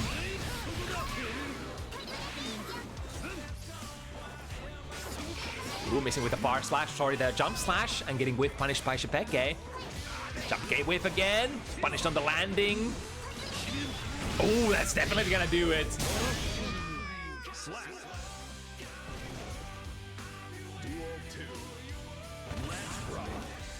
Now whiffing a 5K there. Sche'Peke actually just doing nothing and respecting, checking what's up. Very common sequence against Johnny, because Johnny is, you know, a character with one of the best S buttons in the game. 9 frame, really nice reach, far slash does it does a lot for your round start game plan. Alright, backdashing out of the 3K. So Sche'Peke kind of having to spend meter and save themselves. Now both players just with the bare misses. It is Thunder Kitty who finds the successful hit. Nice combo into. Yeah, that's basically coast to coast, left to right. And a successful finisher as well. Now what are we gonna go for? Safe jump is the tool of the trade here. Deflect shield completely pushing Thunder Kitty from that mix-up. Missing the ender. But the opponent is in the corner, 100 meter to stay safe after the with Joker trick. Ooh, good timing! Vacuums them into the corner with the use of the blue burst. Reach the deflect shield as well. One more hit. The trigger, the turn up doesn't trigger there, but it doesn't matter. Spend your last meter. The interception from Jump K sees the air pads. Intercept from just the perfect angle. Jump K, not the heaviest button, but still giving Thunder Kitty the little combo that she required to pull it off. Right, up Dolphin, coming to ruin Thunder Kitty's air moment here. Deflect shield. Yeah, you probably want to do that.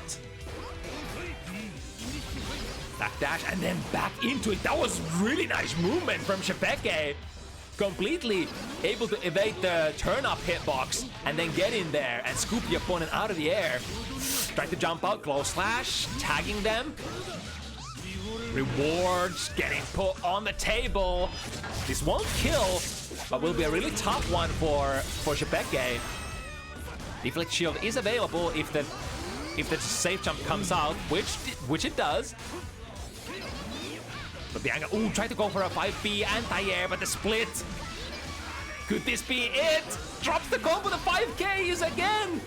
Whiffing, is that a problem on Johnny hitbox, or is that, what kind of issue is that? Ooh, predicts the throw, but won't get the punish 2S before the vault goes active. That was a very ambitious vault attempt by Thunder Kitty from a very close distance. Speaking of those, yeah, they are not punishable even if you don't spend the 50 meter. But it's very akin to S Dolphin from May in that it is quite minus, but not really true punishable. So if Johnny tries to backdash out and you don't chase them, yeah, they may just get out of there for free. 6K, try to double it up. For a charge 6 heavy, does not deliver enough damage. Super coming out. Sche'Peke sees that from mile. Ooh, hello. Trying to get a punish on the 5 with the 5 heavy. But that is a button with slightly limited amount of range and ends up missing with it. Nevertheless, Sche'Peke getting a second game under his name. So the chase is on. Speaking of good air-to-air jump case, we got one for May as well. Deal was able to backdash out of it. One of the most important thing is if Thunder Kitty or if Johnny players manage to deal at neutral, is that you at all costs avoid the potential incoming turn-up hitbox.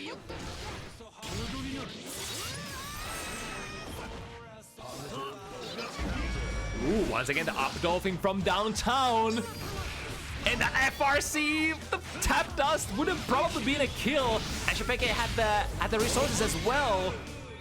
But now Thunder Kitty is gonna steal that round away.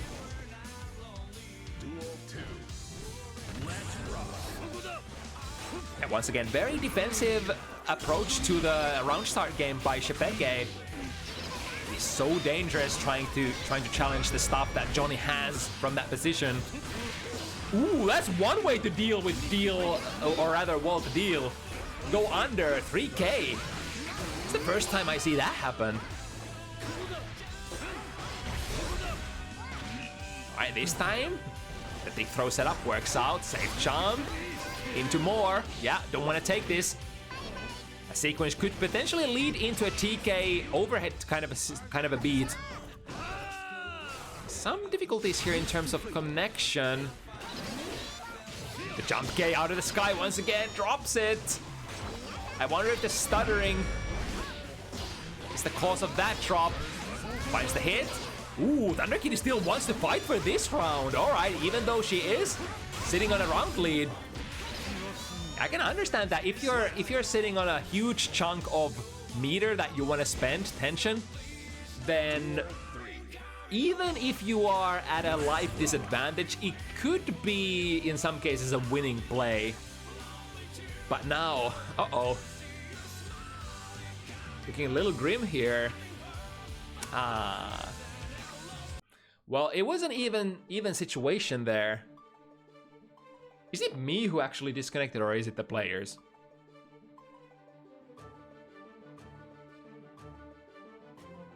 Alright, so Thunder Kitty did call for slight technical difficulties.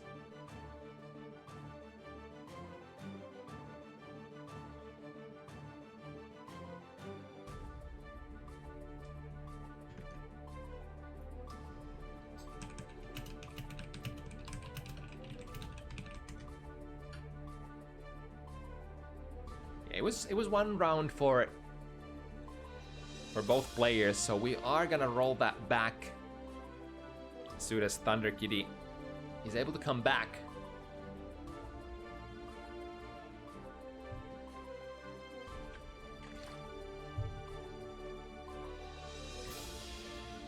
But yeah, super good momentum for Thunder Kitty at the start of the set. Sche'Peke, however, has been starting to find their stride as well.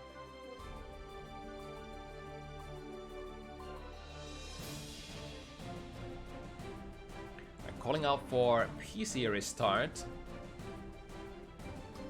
we're gonna have a short intermission here. So we're waiting for our Johnny player to return. Whole thing crashed? Oh no. This is probably the most cursed Bounty Hunters day that we've had since... I can't even remember when. There have been some cursed days, but you know... So far, I think every single matchup has had some issues. Be it, you know, on the player's side, or on the streamer's side, or who knows, on server's side.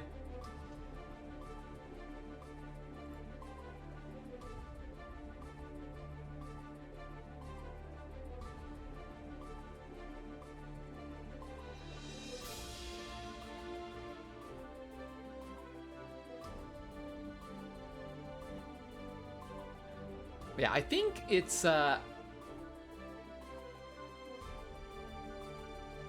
I think summoning a beach ball for May probably not a good proposition, because you know Johnny has kind of like a similar tool but can derive way more value out of that. If you give Johnny chance to breathe, it's gonna deal at mid screen and is able to probably sort of adjust their position, and then the Mistfinder, a move that can just basically poke through the beach ball, trigger the card, and then you're like, all right, I did all of this thing, or like all of this stuff, and got basically nothing for it. In fact, I put myself in a disadvantageous situation.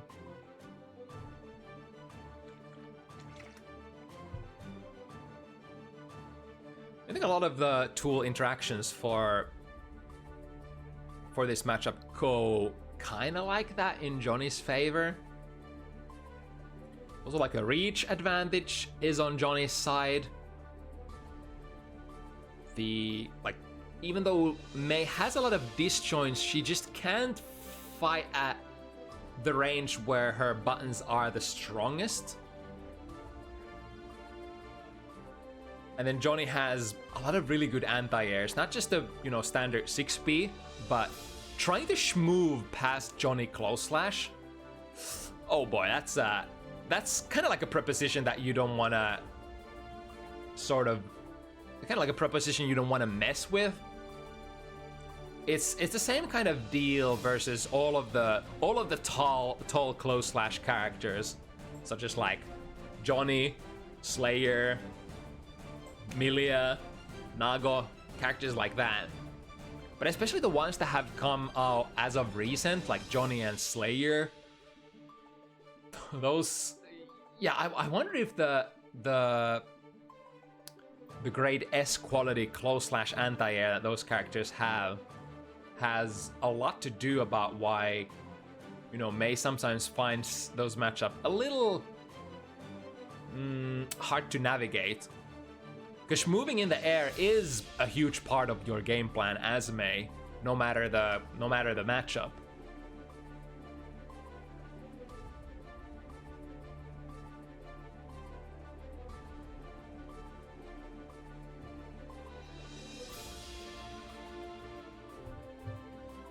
And in fact, it's kind of like an age-old wisdom that no matter what character you are, it's more about, you know, how comfortable you are bringing your anti-air game against Mei. And generally, it's not enough to have a great grounded anti-air game. Of course, depending on what character you're playing, some characters might have just exceptional grounded anti-airs, but generally many characters will have to have, you know, other sorts of anti-airs to combine with just the general 6B. Having good air-to-airs, definitely a good thing. Having strong fundamentals for air throws, definitely a thing that you can sort of rely on historically against Mei. Speaking of the 6Bs, was that 6B on 6K from Mei, was it? Into the pressure again. It's the throw situation has occurred fairly often from this red-white assault, and this time tries to mix it up with the what's the move called? God, I'm blacking out. Overhead? No, it's not an overhead. Damn, aphasia. Anyway. Dealing at neutral. Won't be able to derive value out of that, but finds the bolt deal from a precarious angle. You'd love to see it when your opponent is jumping at you and you get the deal in. So then not only do you get the hit, but you get the setup. Put the card on the ground, able to turn up, just like so. That's the stuff that Johnny players enjoy so much. It's like when you get your opponent to the guard crush loop pressure, everything is okay in the Sky Pirates land. Ooh, that was a nice approach. Dash in 3K against the jump slash coming down. Jump slash is a move that reaches horizontally very far, but not necessarily as deep for Johnny. I get the wall break. And I assume it's the safe jump stuff again here. Yeah, faking it and going into the throw instead. Well, that's gonna whip, using the FRC to get there in time. That was actually pretty good presence of mind there in the heat of the moment. And in fact, will be the MVP tool that gets that set for Sche'Peke. Because without that FRC, without that drift, you probably... There's a chance, realistic chance, that you wouldn't have gotten there in time due to the kind of angle that Sche'Peke had. Guard crush from the fully charged 6 heavy, plus frames from the up dolphin. Alright, and Thunder Kitty's out of there. Hold the stance, break the guard, and she was waiting for it! Who goes for that? Is like, usually you want to go into your mix-up situation or at least keep up your plus frames. But Thunder Kitty, after that guard break, just gently tapped with a 2B, being sure that there is gonna be some sort of like meter burn, resource burn, maybe deflect shield, maybe YRC, maybe, you know. Duel 1. And indeed, hit the gold mine with that. Oh, here we go with the combo, and we have the card on the ground for the setup as well. Flowing really well. Spent the 50 for a hard knockdown. And now, Thunder Kitty has so much. Even with the deflect shield, like Sche'Peke knew, I have so little meter, this round is over if I don't deflect shield. And here's the afterthought. Even though Sche'Peke used that deflect shield, he ended the round with full burst anyway, so you might as well use that. Because if the opponent sticks you to a wall, it's like, yeah, it's gonna be over, but at least you tried. So probably a weaker player would have just held the pressure there without doing anything and would have just gotten KO'd without any sort of a fight. No 3K, no way out of here. Guess you've been naughty and spending it on Wild Assault, haven't you? Haven't you, Johnny? But then again, there lives a naughty player in all of us, especially in Season 3. Who wants to use that resource for defensive maneuvers such as burst, when you can go in? Right, the safe jump. Sche'Peke tried to press something there, perhaps reaching for a reversal super. No dice. Do it again. This time the deflect shield is good. Ooh, slice to the other side. Ah, that's so unfortunate. That 3K would have been punished, but Thunder Kitty pulled the trigger on the deflect shield. Here we go, spent the 50. Yeah, and 50 from the other side as well. It's one of the nastiest situations that you can get into.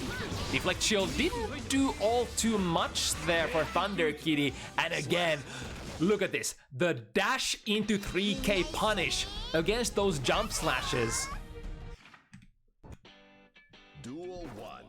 I think because, like, the angle, like, okay, Thunder Kitty has been playing, like, very far range jump slashes, kind of like as if you were playing Baiken. And, like, what is Mei gonna do against those? You don't have many, like, far-reaching anti-airs because your 6P is so stubby and your 2 heavy is just, it works from an upwards angle, like enemies coming from above. So what do? You slide in there, you low profile and punish them on the landing frames if they try to be excessively safe. Duel 2. Now a very, very classic score here, 5-3, making this perhaps a turning point once again in this set. If Thunder Kitty gets it, she's gonna solidify her lead so well. If Sche'Peke managed to get this, we are still on the hunt. Super is gonna procure a hard knockdown here. And no doubt into the safe jump. We have deflect shields to potentially contest it though. I think it's pretty much a simple 50-50 that Thunder Kitty has been playing. It's like, use the safe jump as layer 1 and then try to call out the deflect shield that the opponent plays against your safe jump with an empty throw instead. And the same here. The YRC barely reaches, but barely is enough. But is it enough to get the round? No! The Dolphin gets sliced in half by the full reach. Oh, sorry, full range, full screen K-Mist Finer. There we go with the anti-air, the air-to-air once again. Ooh, and that's a full screen corner carry, yeah. That's been one of the combos that Thunder Kitty has been so good with. That's really valuable.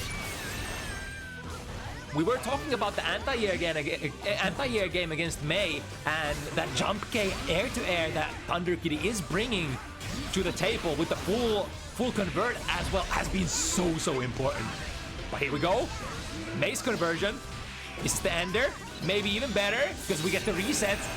Would have definitely liked to get the heart knockdown though. Slow them down, and the jump knee catches!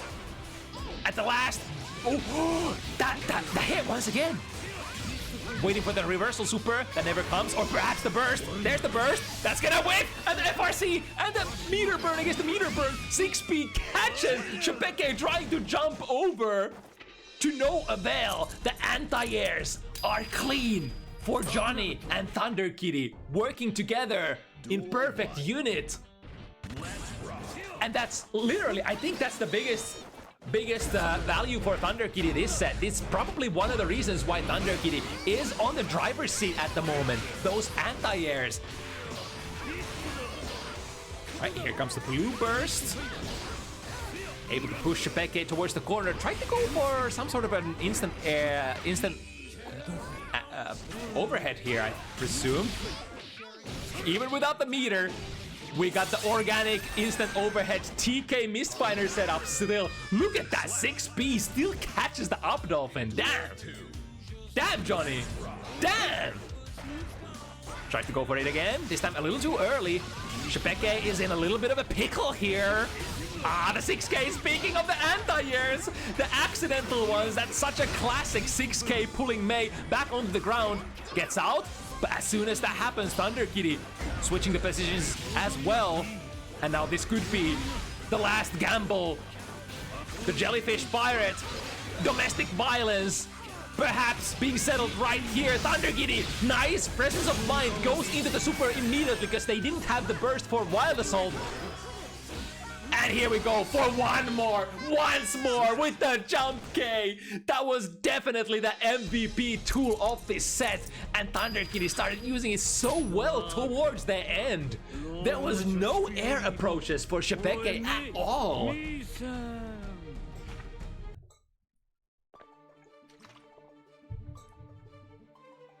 What a great display on how to keep the Mei player away from all the favorite things that they would love to do. Good hustle from both players. Alright, next up. Explosive one. We have the most explosive character in the game, the newest, the shiniest, Slayer, piloted by YaBoiSpades this time. That Anji player that you know from Bounty Hunters. And then there's one of the Sin players that you do know from Bounty Hunters as well from the past. Matcha coming through with having had like around 1 month, 2 month-ish, kind of like a little sabbatical. Just playing other games and relaxing in order to not burn out, because, you know, this is the kind of player, the quality of player who just works really hard when she sets her mind onto her goals. And I think, based on what I've talked about with Mai, she has some really clear and ambitious goals, like nothing short of expecting the best from yourself. It's the kind of stuff we are working with. So it's sometimes a good idea to take a little breather, kick it back, and then come back even stronger. Now, since the whatchamacallit, the first week of Slayer getting introduced, we haven't seen Spades play Slayer ever since. It's been just straight Anji gameplay. Mankind knew that they cannot change society. But this character, extremely straightforward and powerful. I think the most tricky thing about Slayer is of course, the step cancel inputs on your bites. If you want the really grimy mix-up stuff from your pressure, you gotta be able to step cancel bite. But also the combo execution in general. If you want to do your most optimal combos, it's gonna have to be the backshot pile loops, right? And the community has worked relentlessly on stabilizing those routes from, you know, most hits. Because of course, you want to be able to explode the opponent on contact. Speaking of explosion, nice swing with the 6P. That 6P is going to be a very integral tool in this matchup. So the two or perhaps the 3 different kinds of tools that Sin can use against K-Mappa are Sche'Peke, the tool that everybody has, and then also Elk Hunt, which goes under Mappa. The downside of using Elk Hunt is that Too Heavy is a button, and Too Heavy is extremely strong at blowing up low profiles. In fact, it just TODs you from most hits, so you can't on good conscience go for, you know, Elk Hunt at neutral very often. Wow, the deflect shield won't even able to push Sin away with those special-to-special cancels that have so much forward-moving momentum. Here comes Mai with the wall break. We have 50 burst available. Deflect shield, yep, uses it. Against the K-Mappa plus frames, 2P into a conversion, into a wall break. This could be a comeback for YaBoiSpades, but unfortunate that we couldn't get the... Oh, this will die. There's no way, but... No, never mind, that was a Master's Hammer! That was the only one that YaBoiSpades could have done. I think YaBoiSpades hadn't inputted the follow-up yet. Just the K-Mappa, sorry, the K Dandy Step, so he realized that RTL was coming and they cancelled into the only move that could avoid it. That was such a great play. Yet it didn't get YaBoiSpades the round win.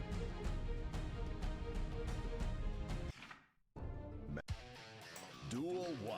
But yeah, there is definitely some vulnerabilities for Dandy Step follow-ups, especially from the K Dandy. If you try to go for anything other than Master's Hammer, Sin DP will kill almost anything that you can do on reaction. I mean, of course, mental stack is a thing, and you can't, of course, you can't always afford to just look for one possible, like one simple thing. All right, let's see the punish. Ooh, might be in a little bit of a knowledge deficit here, that you have to actually dash forward to get the close slash punish. Because it's really weird, if the opponent's Slayer goes for a DOT next to you, it is gonna cross you up and it's gonna push very, very far away from you. So you would have to dash a little bit to get into the primary damage dealing position. Master's Hammer hits as a non-counter hit, so we're still safe. Almost any hit from Slayer, if it counter hits, you're done next round. So gotta be really careful with that. Do we got the loops? I know we were going with the simple combo. Ooh, tries to hit confirm the jump D. That is a very, very hard hit confirm to make. Almost to the point where some people say that it's not even possible to hit confirm jump D from Sin properly. If you want the maximum damage, you would have to go into the DP. But if the opponent blocks, well, you're kind of cooked. Speaking of cooking, was that early enough? You can save meaty it with close slash, but you gotta be perfect on your meaty timing. Oh, and it's the pile bunker, reaching far and wide. Spades steals one away, or rather back.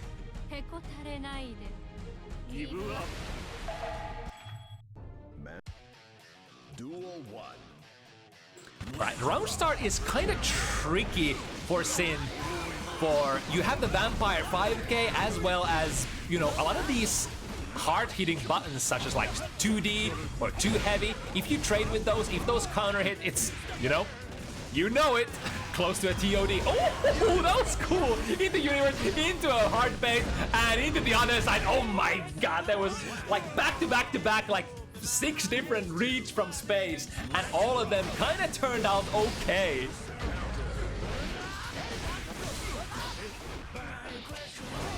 Right, there's just too much.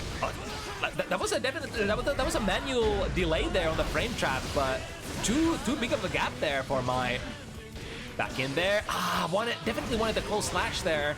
I got the far slash, and that's gonna end the combo. As it does this pile bunker, immediately stucking Mai to the wall. Double jump out, landing to the other side. That's decent value. 2k goes under. And Spades on the hunt, -3, but those -3 from that distance is kind of hard to challenge. Mai very close to the 50. What are we gonna do? The late air dash backwards, the overhead option. That was a brave option as well, because YaBoiSpades had the 50 meter there, which could have potentially been a reversal dead on time.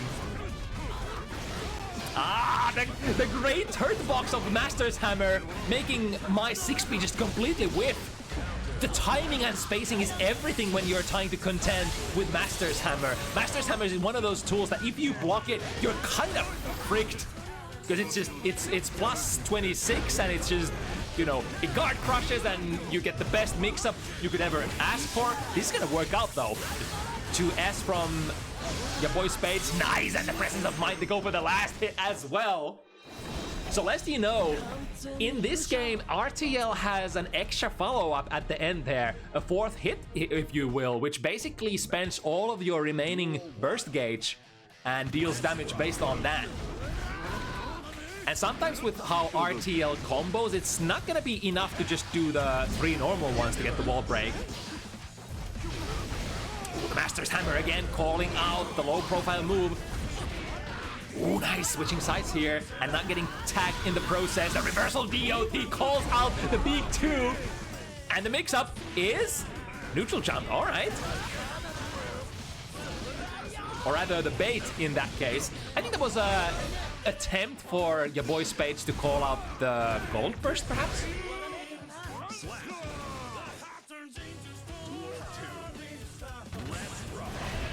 Right, 6P does work out against the round start Mappa.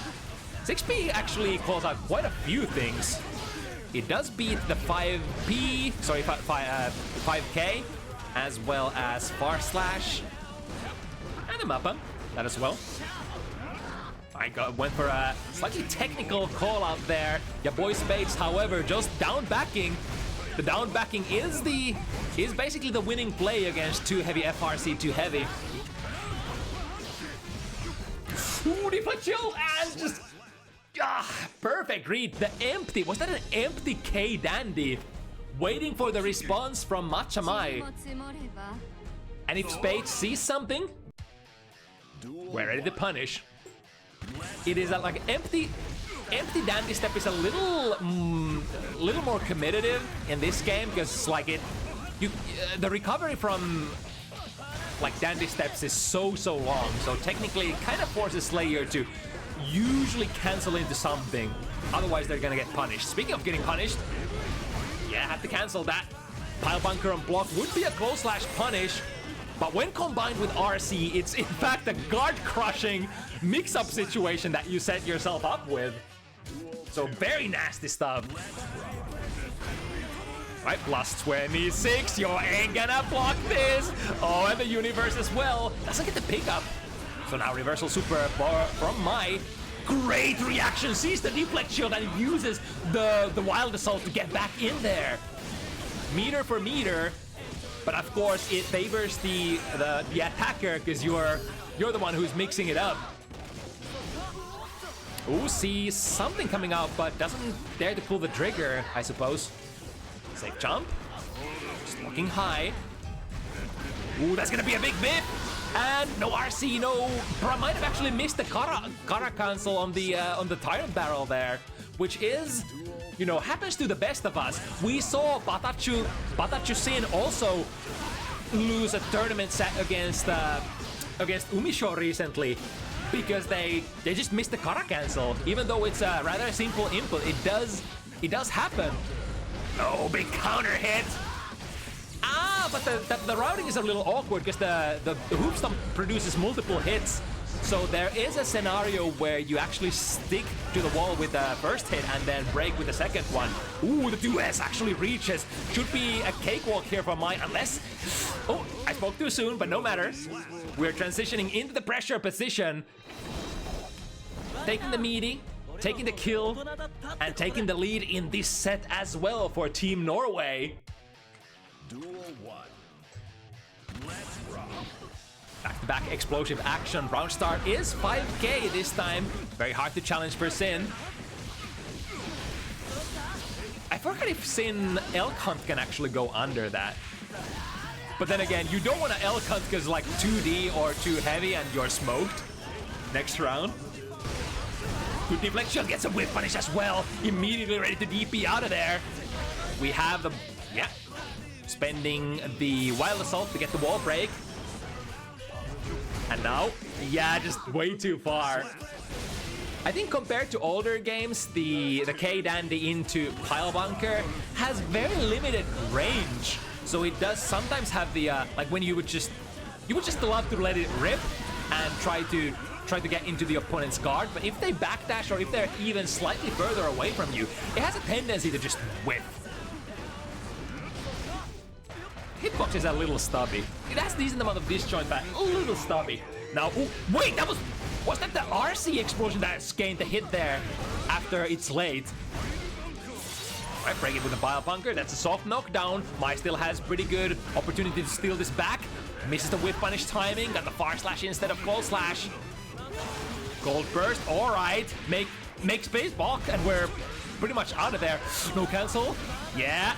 Keep it up. Spades will have to think about burning some meter, but Sin Kiss, oh my god, calling out both. And then the throw as well. Mai is on fire. Sin Kiss is particularly difficult customer to deal with if you're using Deflect Shield. Because not only the universal just spending red white assault to get back in there, Sin's special moves move him forward so much. Mankind knew that they cannot change society. And if you try to cancel the move, or if you try to deflect shield the move that is cancelled into, like Elk Hunt or Big Triber, it ain't gonna do anything. You're still in the mix with DJ Sin. All right, good reaction there. Very hard gamble. It's gonna go into a wall break. That's actually gonna kill that. Really nice. Didn't need any sort of difficult combos. Just get the close slash 6 heavy Pile Bunker stick. You know the vibes. 2P. That was a lot of 2Ps, but still got the Mappa ender there at the end. Yep, 1, 2, 3, 4, and then the super, lots of damage coming in. Mai has all of her resources ready to be spent here though. 50 meter as well as the burst. Could be a steal. Went in for the, I believe that was the safe jump setup. But the safe jump is a little odd to time for Sin. Of course, wanted to play the safe jump because there was 50 meter on the opponent and the super mappa, aka dead on time, was available, which you can't play your normal high-low mix-up after a throw against. Pile Bunker in the air. Oh my god! I'm not sure if that Pile Bunker was punishable because Mai was in the air at the time. But the Gold Burst certainly got its value back here for Spades. Now I see a 2P, that's a hit! Are we gonna RC? Yep, for the wall break. Ooh, unless we're whipping the Pile Bunker.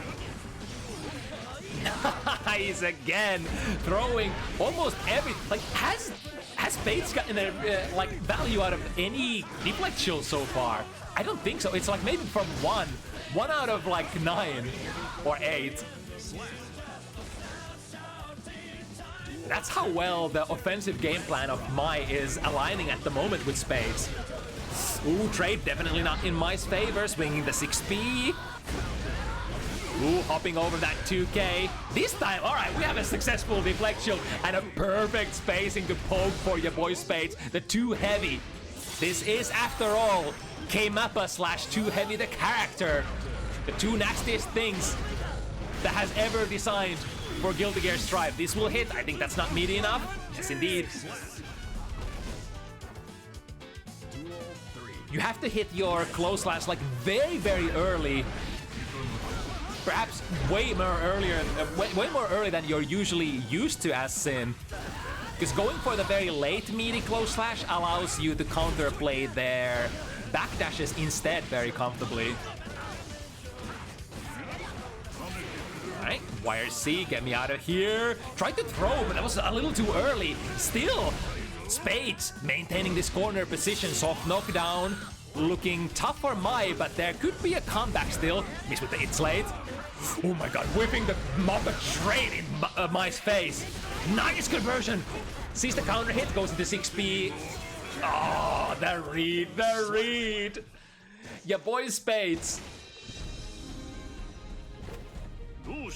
It's gonna bring it even 4 points each. The frequency with which YaBoiSpades has these really brilliant high risk or rather high reward plays here, especially in the bait situations, has been one of the reasons why he's been able to swing it back from the slightly rough start. Yeah. Oh, we're gonna convert, huh? My not believing in the combo, just saving the burst resources. Patient plays, 2P. That time, the hoop stomp wasn't in time. Damage here from Tyrant Barrel. What are we gonna go for? Ooh, very late 6K here, called out by the reversal 2P mash. Now, Slayer does have a pretty good 2P. 5 frames, reaches far.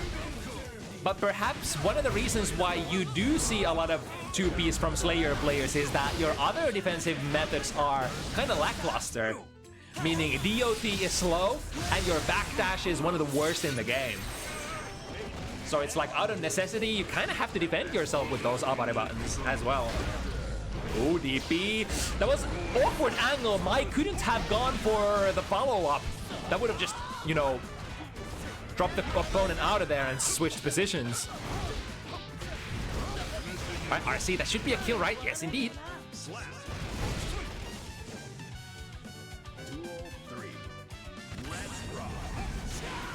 Nice again, going with a very safe approach. Unless the opponent approaches you aggressively with it's late or something like that, the back jump or the instant air backdash into jump heavy Bison is a very decent round start sequence. But this is a sequence that takes over half of your life, and now Mai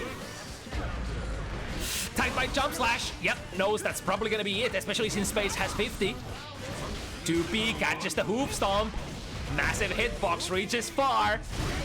Oh no, cancel! Mai wasn't expecting that to clash. But honestly, who would? Generally, you're probably not gonna clash with a lot of Slayer's moves after all. Duel 1.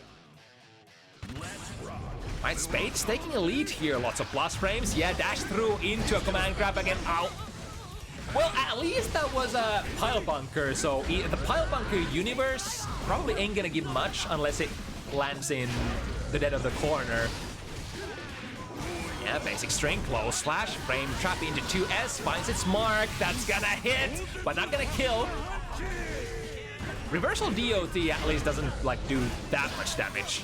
Yeah, that's the situation that was gonna happen earlier. If in that kind of spacing, you're gonna go for the follow-up, it's just gonna make the opponent fall out of your DP combo.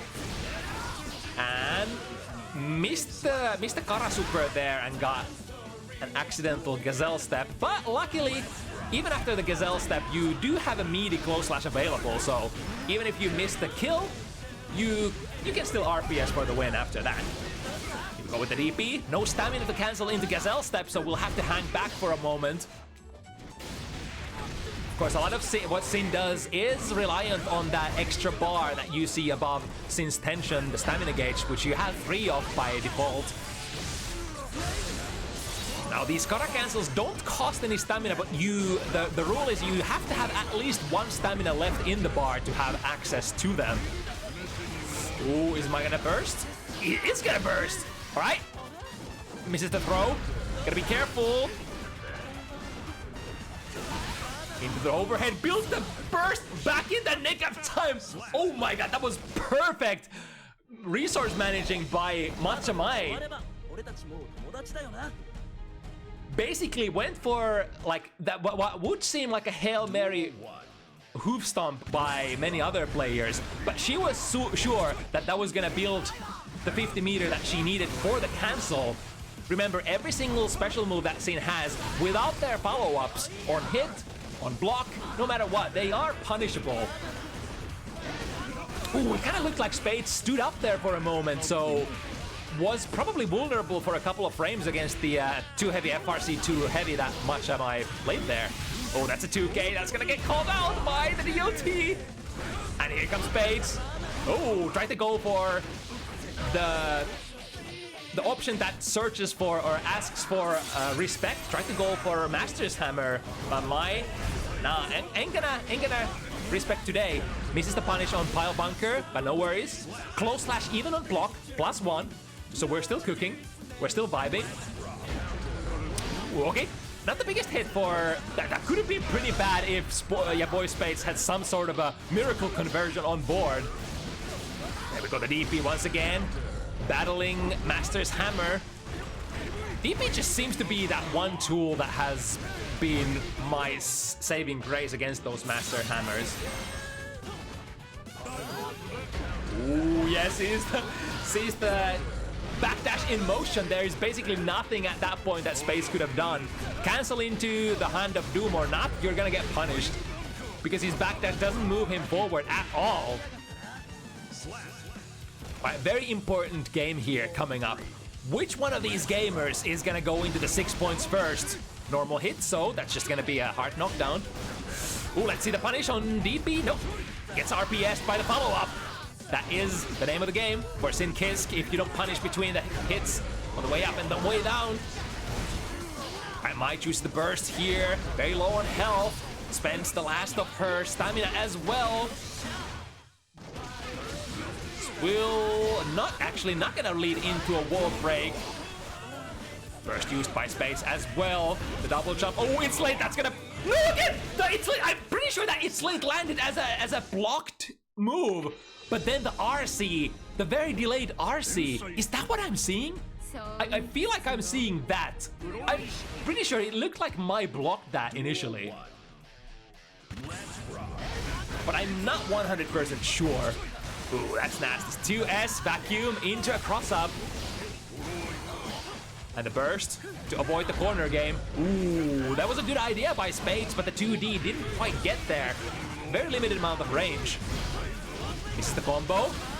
Coming down and punishes the pile bunker. The frame trap string, trying to swing and miss, but the 5 heavy from Sche'Peke leaves you generally from at a very, spacing trap kind of a distance. Is he gonna recover? Nope, not in time. Might chooses to not use the 4th hit here. Because remember the hitbox, the size of the hitbox of the 4th hit of the RTL depends on how much meter you have left. So if you have too little, it could miss, and you could lose your opportunity to push offense. Oh, that was brave. It was such a brave throw. And now the pressure. Reset it. Blocks the low. More plus frames. We have more where that came from. Overhead, and we cashing out. This will go into. Oh no! That was a maybe happy little accident. As one of the sages of our time once said, doubled it up. But now that's a soft knockdown. Gotta be really careful here. 6P calls out the Mappa hunch. And I think it's respecting here. There's no way out for Spades. Yeah, and this time we had the dash. We had the little dash to guarantee that the close slash comes out. And now, live or die situation for Mai. That's a common thing to happen. When the opponent, especially Slayer, deflect chills you and you go into like a 2S, the 2S will linger for so long. But now, hold on, YaBoiSpades. This is set point and Matcha is at very low health. Far slash, unfortunate, was probably looking for a close one. 50 meter available. No DOT. What about now? Nope, just hits a close slash. That's gonna be Aquila unless Matcha finds a burst. Very delayed one. Counter hit. Low stamina. I think she might have missed a dash there. The idea was to knock down, dash into perhaps a close slash pressure, or maybe Mai was just worried about the reversal DOT. Whatever it was, too many worries, too much mental stack, and too little life to spend. And that means Spades is gonna take this set. Very, very barely though. It was Mai's advantage throughout the majority of the set, but then towards the very end, YaBoiSpades able to get enough reads, enough hits, enough good ones to steal it away from Mai. Good stuff. That matchup is so explosive. We've got 2 more games left. Now, the first one of them will have another Norwegian player entering the fray. Maria Nagoriyuki, one of the famous ones. This is gonna be a run back. Whether it's a salty one or not, it is up for you to decide. But the fact of the matter is that Maria did finish in a deficit previously. That's a very convoluted way to say that she lost. So I think it was 5-7 or 4-7 previously against HiWill's Elfelt a couple of weeks ago. I think it's been more like a month now, but you know, close enough. So Maria on the hunt for the W this time. I think most of the time when Maria has scheduled a run back with her bounty hunter's opponent, she's generally, if memory serves correctly, she's come out of those sets victorious very often.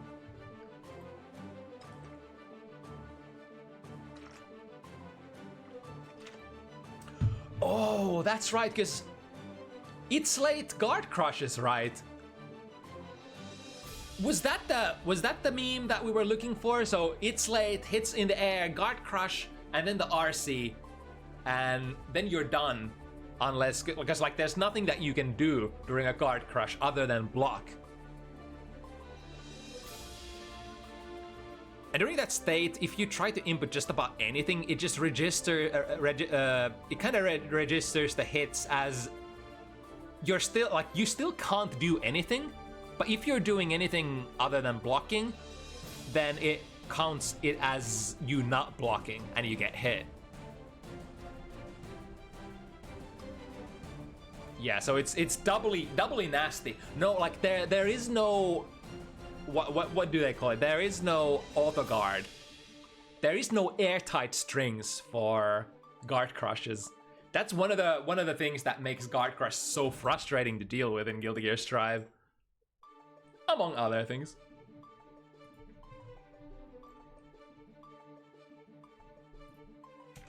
Alright, so which player were we missing?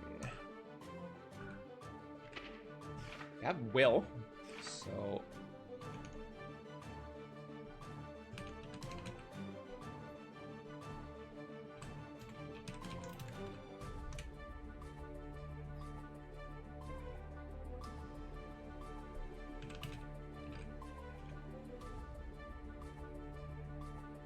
okay, so Elfelt, extremely oppressive player if you get a character if you get into the opponent's guard, or rather, getting into the opponent's guard is not enough. Generally, you want to get to mix them up with her Rekka sequence, which is very unique in that she has 4 different ones, starts with S, and then you have, after the S Rekka, you can input 2 different additional inputs. You can go high, you can go low, or you can go a safe ender, which will be okay regardless of if you hit the opponent or not. But then you can also double up. One of those 2 Rekkas can be the S Rekka again, the starter Rekka again, which will sort of reset your stocks. And basically every single Rekka the opponent is trying to guess high, low, throw as well, because the S Rekka is only -1. And if you try to mash against S Rekka, then you're gonna get frame trapped by, you know, either the high or the low. So there's a lot of, it's a very oppressive kind of guessing game against Elfelt. Like, at least luckily, Elfelt doesn't have like the best reward generally out of her Rekka starters, but your, what do they call it? Like your prospects for coming out of her Rekka pressure safely, meaning your chances of guessing right are generally pretty slim. It of course depends on how much the Elfelt player wants to gamble on, like going back to the S Rekka and trying to, you know, extract value from you, so to speak.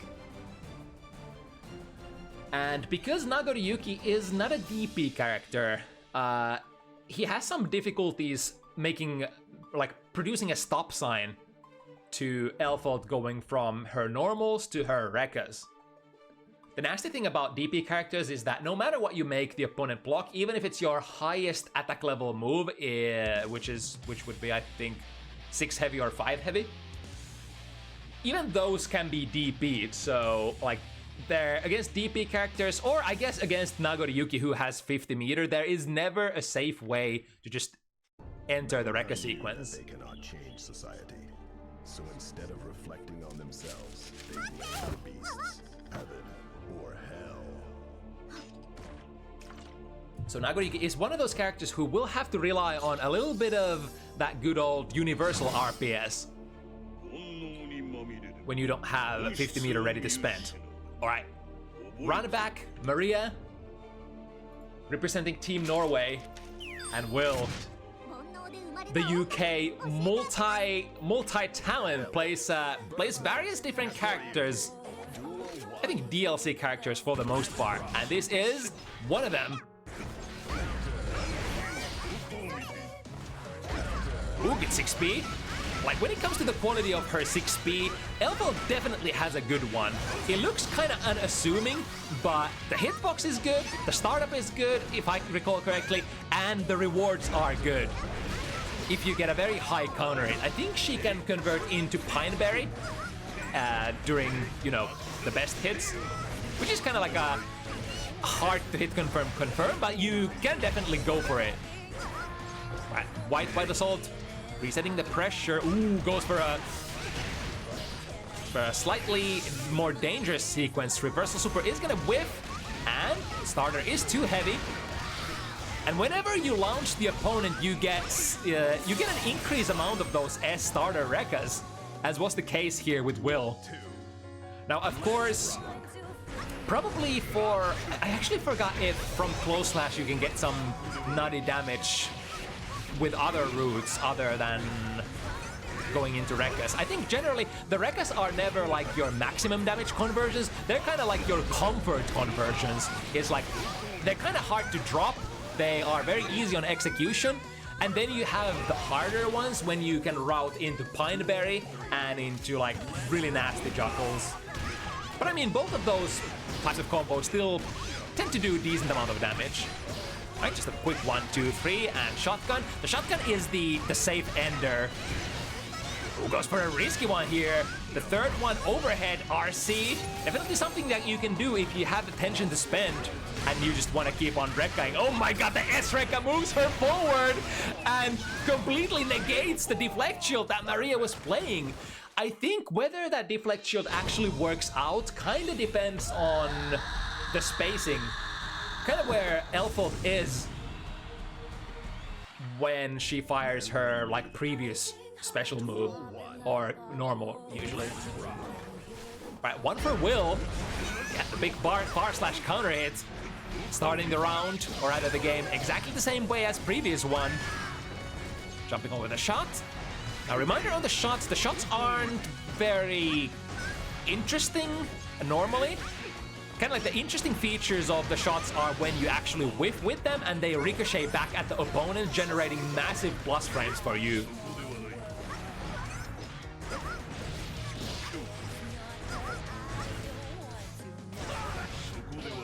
Right, with the 5 heavies from far away, draining away blood. And the bite is gonna... Ooh, that was a very important one, because that would have put Maria in a basically a, you know, guess for the kill kind of a situation. Now, only 1 bar of blood available, getting back thrown. Wait, oh. I think it was an attempt to hit confirm the throw very late into its animation. Ended up going OTG, deflection. I think if Will actually chose to go into any Rekka there, that might have been able to reach there. That probably lingered, the previous interaction there on the deflect shield versus Rekkas lingered back into in the mind of Maria, which made it kind of hard to justify going into a follow-up for her, perhaps. I think it was a bait on burst here that we tried to do. Trying to bait something for sure, but we have a lot of blood open. And while Nagoriyuki has the blood gauge open, there's a... Well, you all know how it goes. Some of the best neutral skips, some of the most oppressive pressure tools available in Guilty Gear Strive. But none of it is gonna matter if you just, you know, have to block pressure. Nagoriyuki is not the kind of character who had the PRC baits. Misses the punish initially, but still procuring the pressure position. And HiWill, as long as he has been in the pressures, has been able to push pressure, Maria hasn't gotten to really do much. Finds the low with the Rekkas, small damage, but will still working with the corner.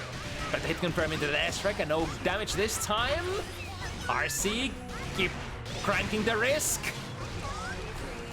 And the jump D is a very relevant mix-up tool for her. Kind of like, it works very in the similar vein as the classic jump D. Halts your air momentum and produces multiple hits, so you can kind of mix it up with an immediate land into a low. Oh, Maria baits the YRC. However, I think the held onto the back Hukyo a little too far, or a little too long though. Back in there, White Wild Assault. Maria, big counter hit, DP conversion. That's gonna be a wrap. In fact, so early that we didn't even get to see the animation. All right, 1-1. It's the kind of start you would expect to the run back of these two warriors.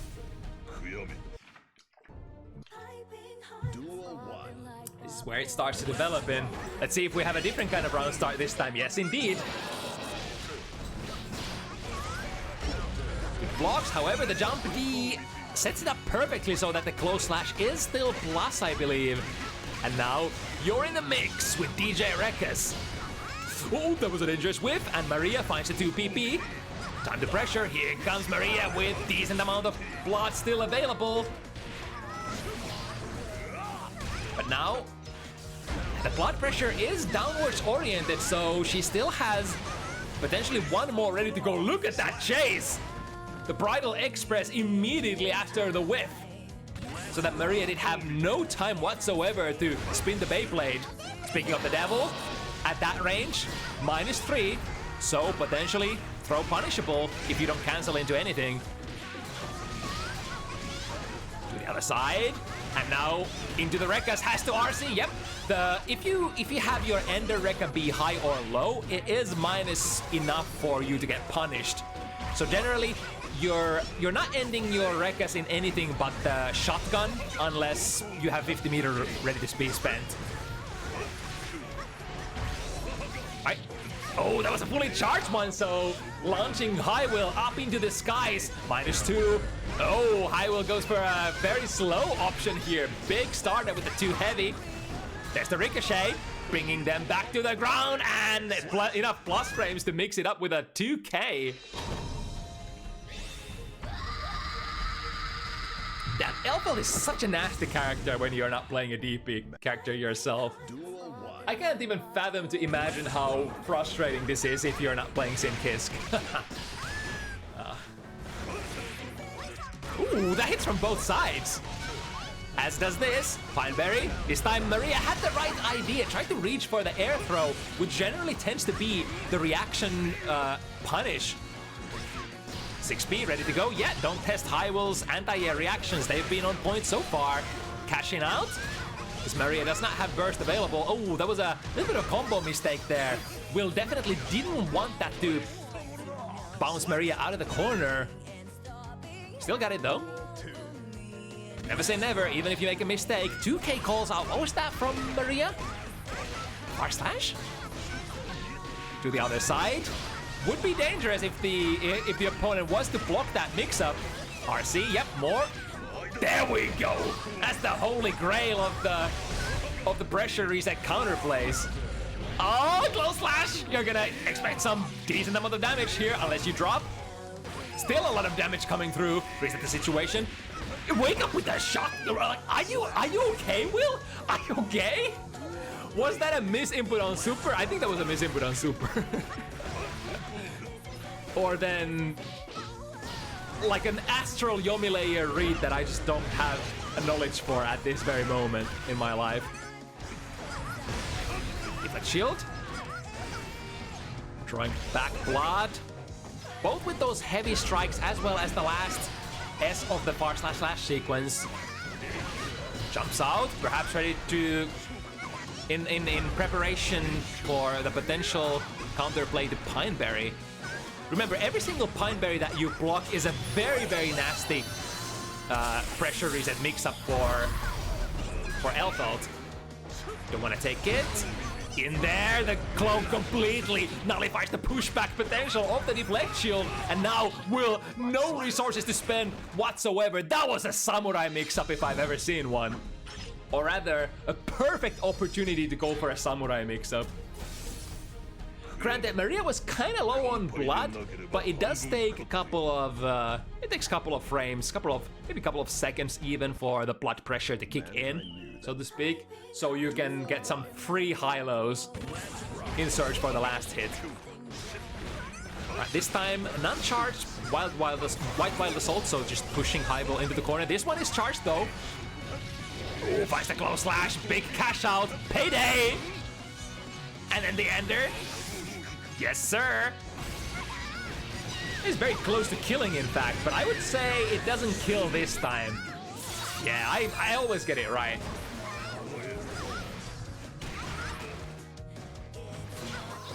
Extreme downwards blood pressure momentum here from the super. Ooh, good deflect shield.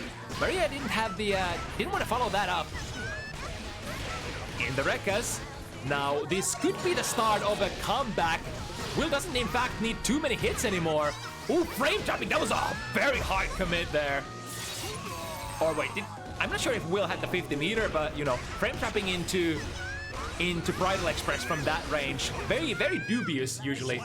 There are, of course, spacings, because that move has so many active frames. There are spacings that you can set it up to be neutral or even plus. But those are kind of hard to run with. I think only in the corner you have like kind of stable setups for plus on block Bridal Express. Oh, no! The bite! A little too, like a centimeter away from Will. It should interrupt. The blue Wild Assault never airtight as far as I know. Correct me if I'm wrong. And it's gonna score the lead here. For the first time in both of these two sets, a lead for Maria. Also, howdy streamers for Raiders from Shambadang stream. We are at our how many is this? Second last matchup of the evening. HiWill versus Maria. This is a run back from previous month, where HiWill took this match on these same exact characters against Maria. Now Maria looking for a revenge kill of sorts, and so far, so good. They're really high on blood here, so this damage, this combo is gonna do quite a bit of damage. Look at this last hit. Bam! Now Maria does have quite a lot of options here. Goes with a very safe kind of approach, just fires the shot, waits for the ricochet, and sees if Maria wants to spend some resources. Ricochet again, make sure it's plus. Ooh, drifted backwards though. Might have been worried about, you know, all of that 100 meter that Maria had to spend. YRC in the air. Here she comes. Oh, the jump kick, the knee! Tags Will out of the sky, but the ricochet! That's the value of her shots!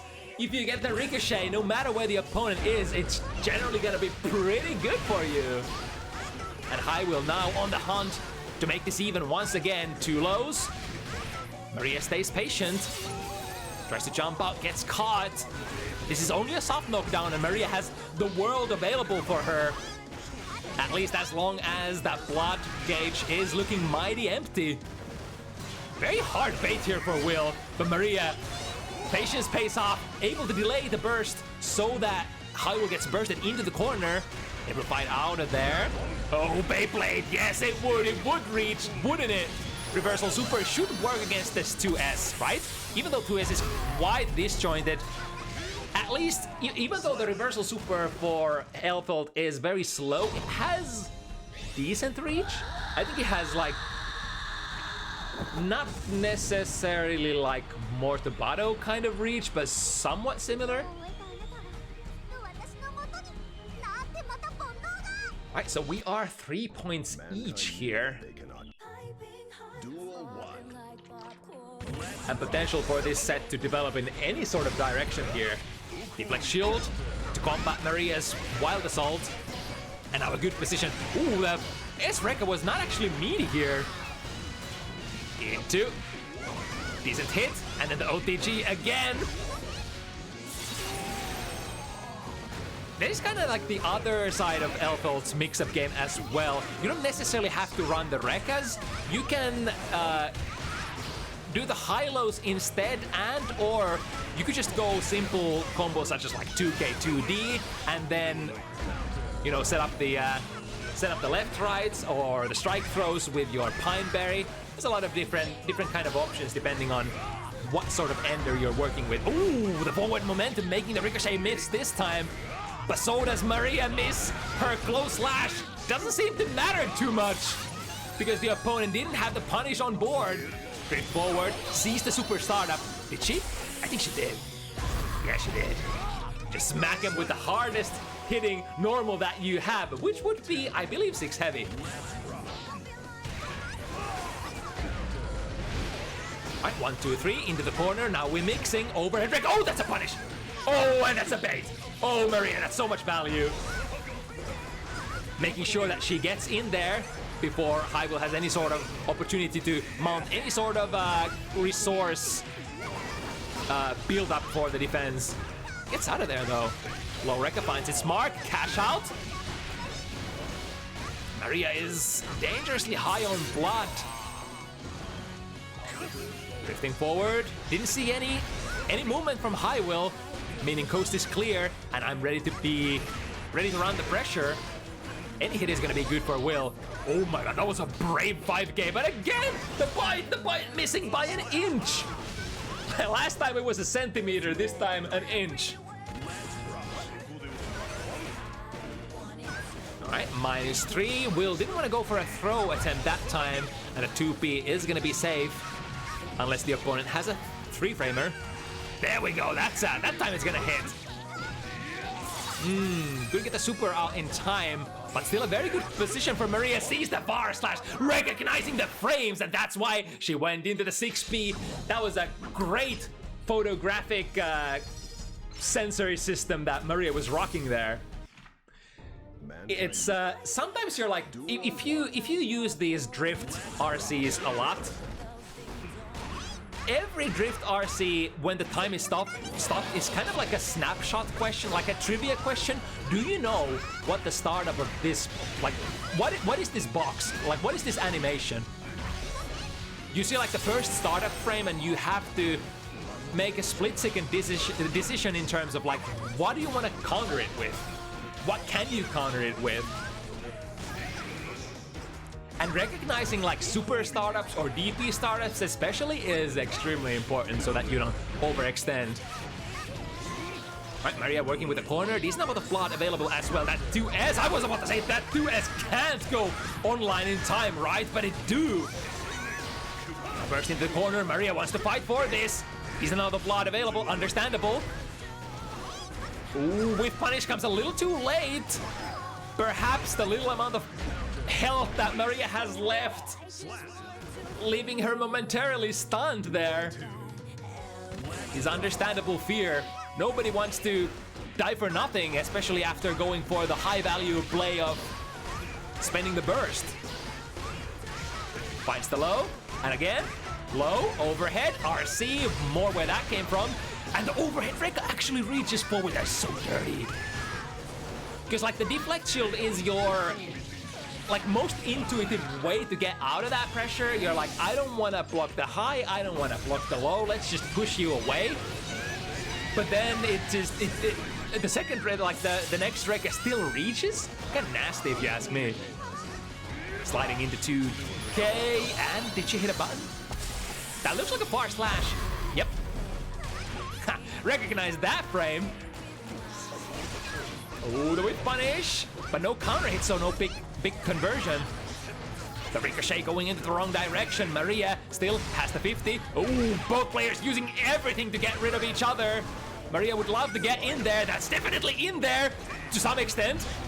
Spend the blood. Oh, is that a kill? Yes, indeed. Goes into the DP, launch them for a kill. Don't matter how much you gotta spend.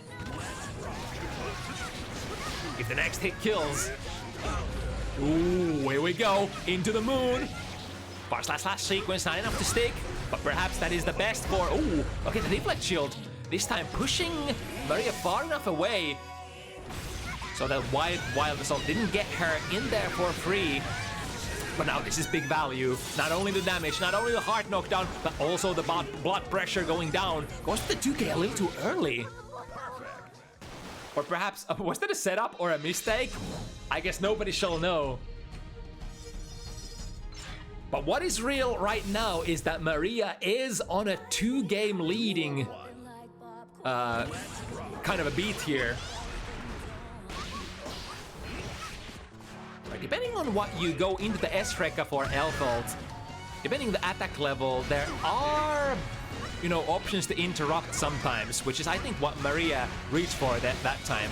I missed what the normal that will cancel from was though. Player swinging and miss with the bar slash. Here comes the jump, but Will once again ready. Is that 3 out of 3 or 4 out of 4?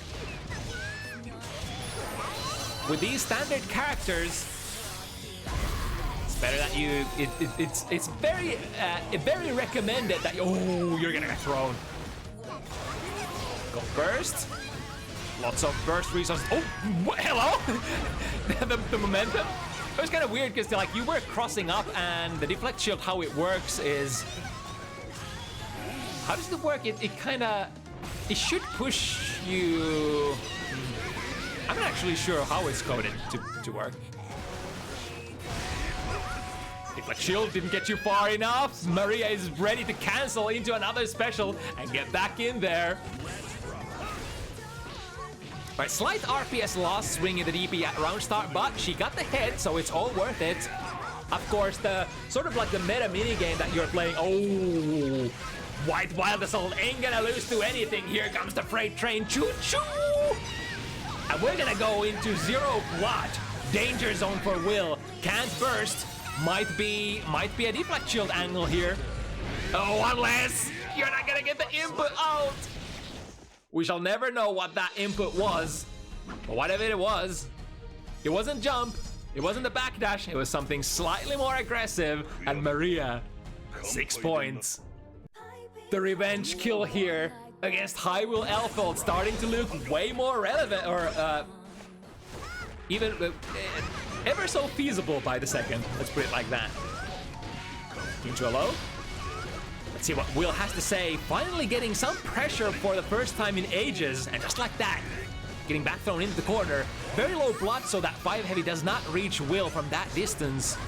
Remember, more blood, the better frame data and hitboxes, depending on what move you're using by Nagoriyuki.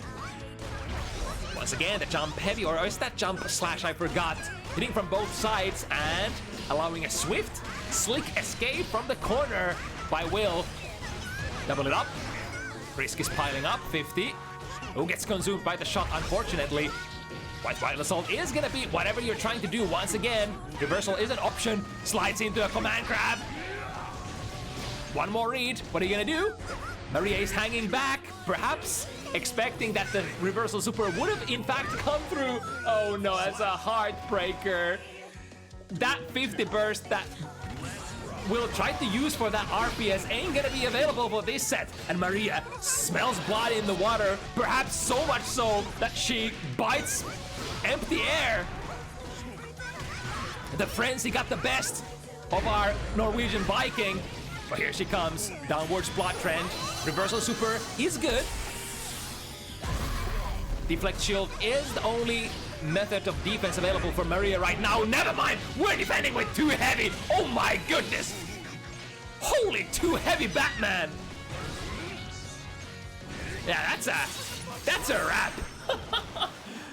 I mean, that works out. That's a successful revenge. Maria coming back and flips that 4-7 on its head. Make it even better, 3-7. And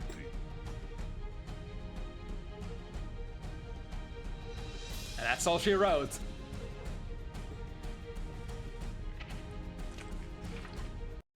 Yeah, I think so far, every time Maria comes back for a rematch, it's with, you know, she usually makes sure that she has the knowledge. She studies the matchup and makes sure that it's gonna be a good one. Even better, she doesn't want a good one. She wants a crushing victory. Even better. All right, we've reached the last pinnacle of the evening. Here comes Decoy Snail versus Ehmu. Jacko versus Chip action.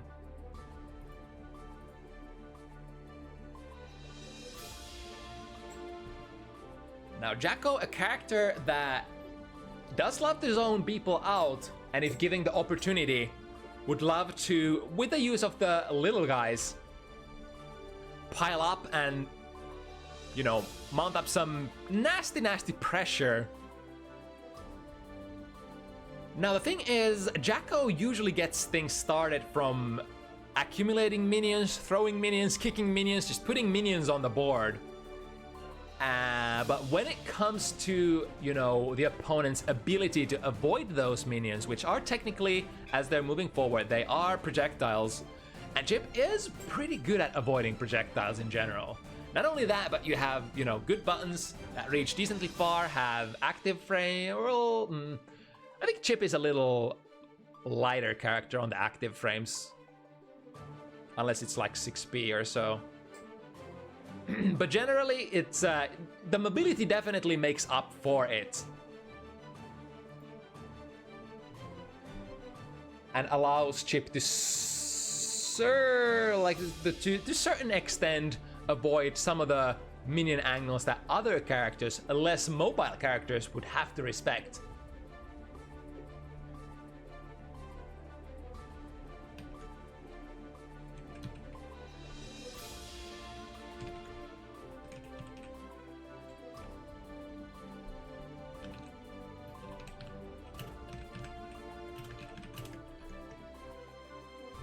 Now, in regards to what is going to be Ehmu's way of tackling the neutral, because remember, no matter who you are, even if you're the fastest character in the game, you have to deal with the minion throws in some sort of way. And it remains to be seen what is the choice for Ehmu.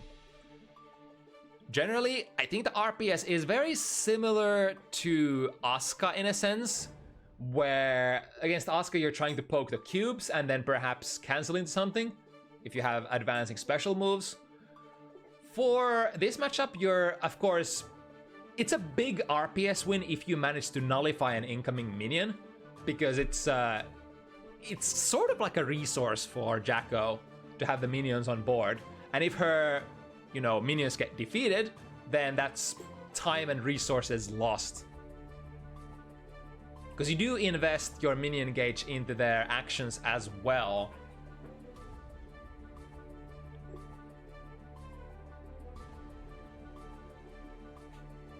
Oh, Ehmu's monitor is having some sort of a special moment.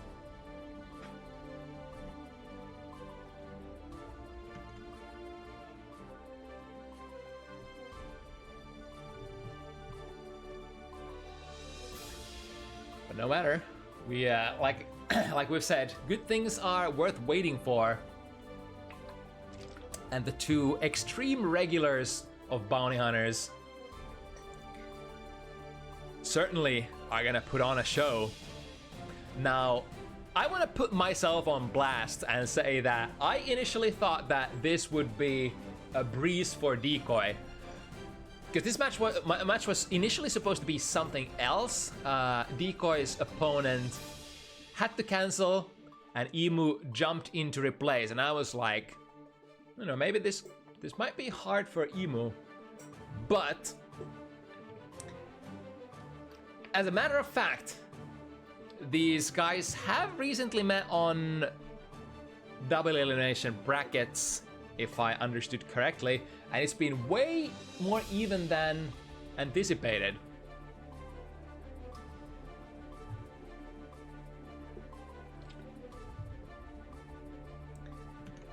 Now, let me actually see how many. We actually watched. I think we've seen at least one Chip versus Jacko match on Bounty Hunters. And it would probably be played by Decoy Snail, for they are basically the go-to Jacko player that we've had for quite a while.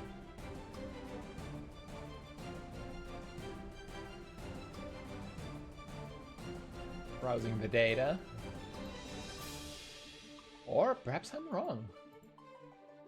Perhaps there never has been a Jacko versus Chip matchup before. Fancy that, huh? At least not within like the last year or so. Oh, there has, but it's been in a way back when, and it definitely was not played by Decoy Snail. It was played by Kianator instead. Right. All right. So this will be a very different kind of match. Although I don't even remember how that matchup went back in the day. All right. So. New stuff. The speed character versus the keep away / pressure character.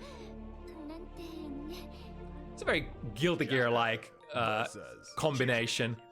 Even when you are the best keep away character in the game. I guess you should never say the best because of course Axel is there. And Axel in this game is not very pressure oriented, is he? But most keep away archetypes in Guilty Gear do have their pressure kind of vibe when they get there.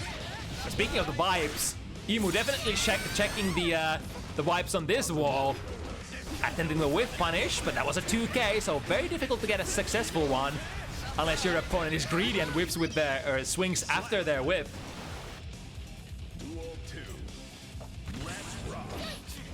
Ooh, 5K actually catching that jump out there. Now, Jacko has very interesting buttons for many occasions. I think biggest problem for her often tends to be that, those buttons are attached to Jacko's kit, so they don't cash out too well. But in the context of how Jacko plays, they work fine, they work well. Yo, what the? That was the air throw of the century, just air throwing Chip out of that, I want to say teleport, but there never are teleports in Guilty Gear games. Even in older games where Chip actually had Voltation's teleports, they are always coded to be actual, as fast as possible dashes.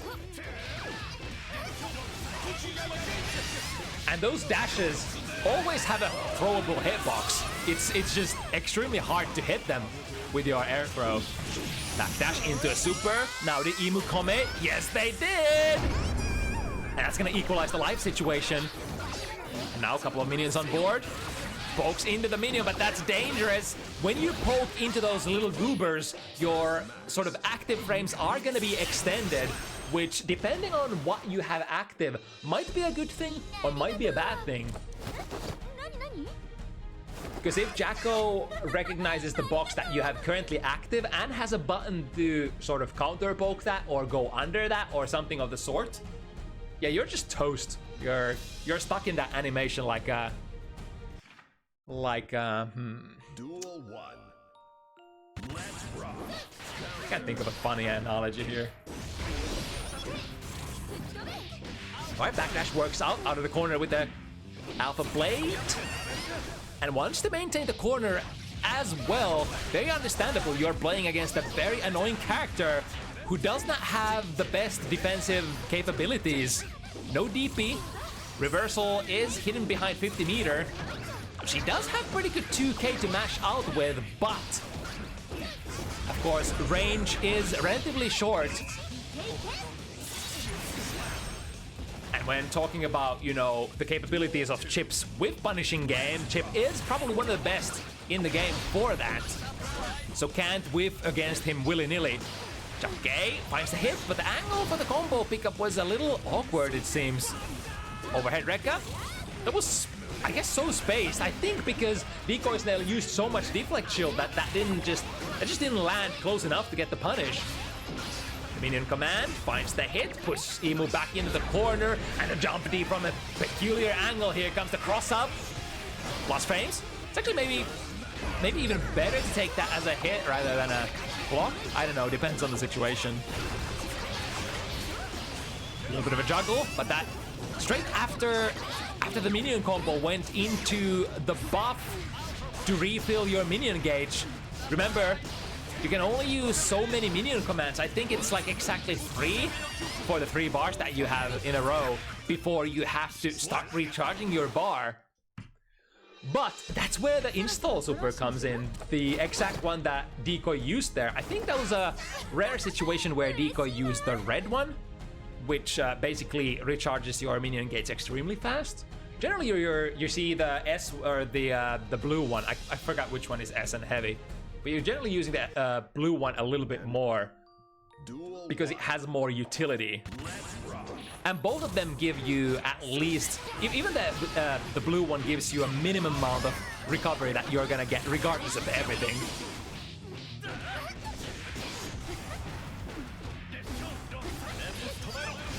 FRC leads into a throw, so not too bad. Oh, that was looked like a costly miss input there, but in fact, it was a setup to put Ehmu in a situation, a favorable air to ground situation. Whereas Decoy Snail is the one who's in the air.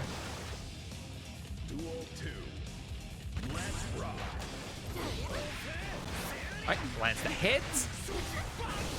And overhead, small hits, but they pile up, and Chip is a character who builds meter extremely fast, and now, yeah, I think that was a pretty good burst there.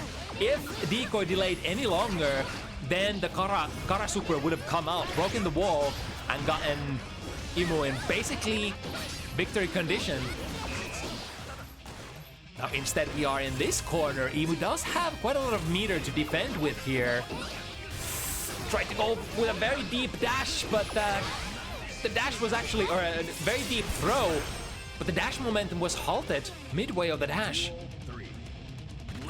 Now those are very common kind of RPS situations against Jacko, where after her 2D, she might pick up a minion and run away, especially against DP characters. So sometimes, you know, you just want to aggressively dash forward and try to match her back wall, just like that.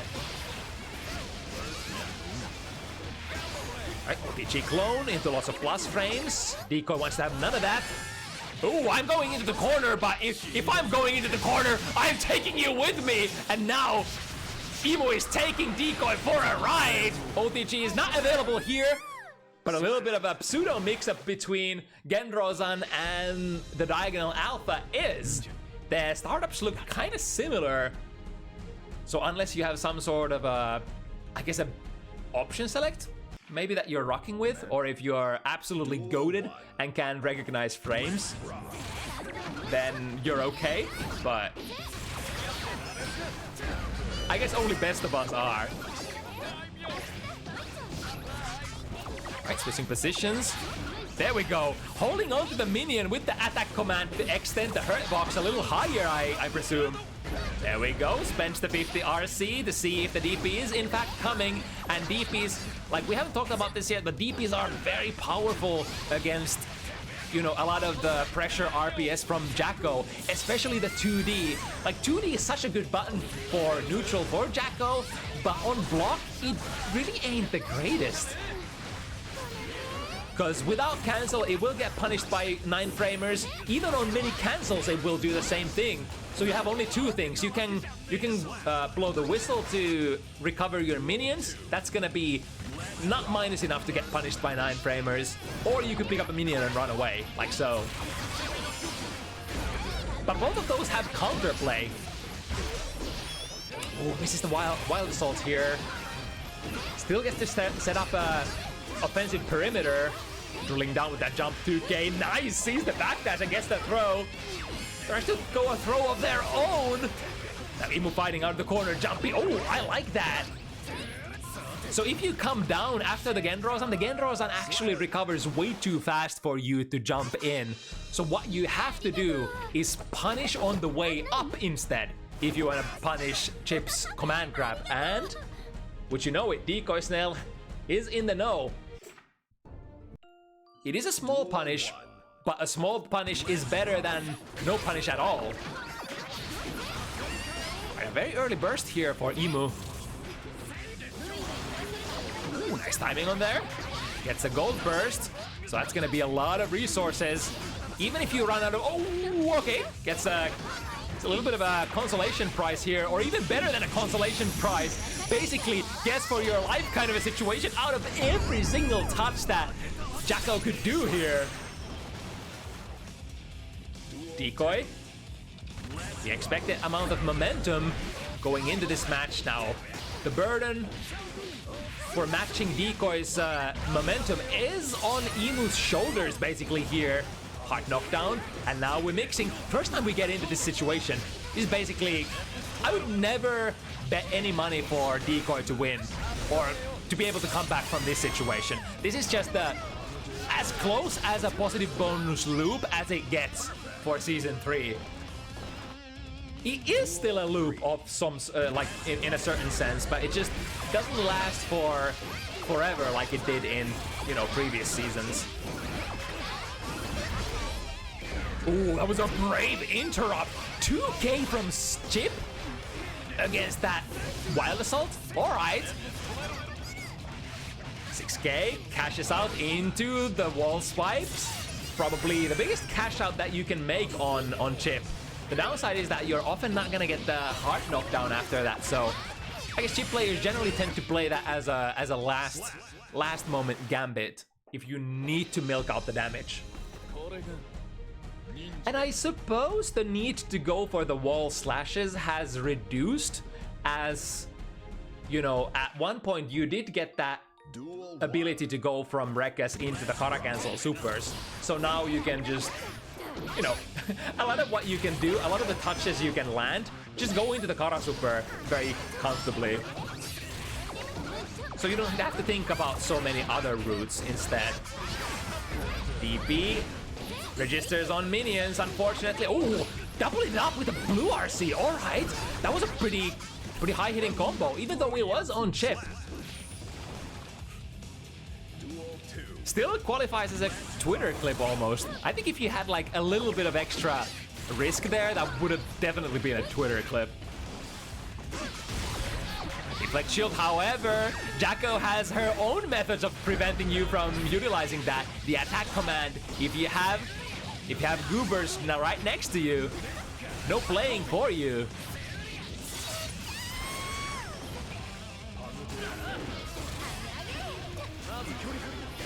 Yeah, that's a very good understanding for how the game is supposed to be played from both players. I think Decoy Snail up. Oh my god, and another bait.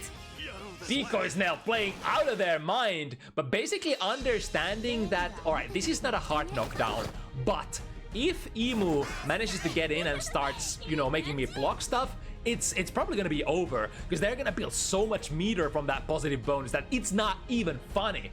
Also, howdy raiders from the duck community. We are currently on our last game of the evening here. Last dance. It's Decoy and Ehmu. Oh my god, what was that RPS? Going for a gold burst, perhaps expecting Ehmu to reach for the whip punish. But, alas, it ain't gonna pay off. And here comes the stuff that we were talking about, the Kara cancel supers. And now there is no way for you to prevent from Chip getting in there again. Try to backdash. You have to try something. Remember, if you just let Chip run in there with that positive bonus, it's basically an endless loop. So even if you know it's a very little chance that your backdash will do anything, you kind of gotta do it. You just kind of have to hope that they either make a mistake or that whatever they're trying to play is not geared towards, you know, catching that backdash. Although, many times it is. It does help if you have 50 meters, so you have more, you know, other kinds of options as well. Or the burst as well for the deflect shield. That certainly helps. Right, looking for the last hit here. 2K will be the hitbox bind it for Decoy. Important round for Ehmu in order to not let Decoy run away with too much of a lead here. Clean air throw again, and a bait. Ehmu is on fire here. Look at that. 2 goobers still on board, I mean, could have been a bigger punish, but since we were already locked into that trajectory, might as well kick the goopers in. Alright, opportunity to reverse the situation. Unfortunately, Ehmu didn't have the ever-important 50 meter that they kind of needed for that, you know, that positive bonus loop to start. Look at that, the 2P. Oh my god. Calling it out. Was that a downwards diagonal alpha that got beaten by 2P from Decoy? Rare footage of the 2S2 heavy whipping into... Yep, that's going to be a kill. And a very, very important round to score for Ehmu. We are still on the chase. Only one game away. Anything can happen.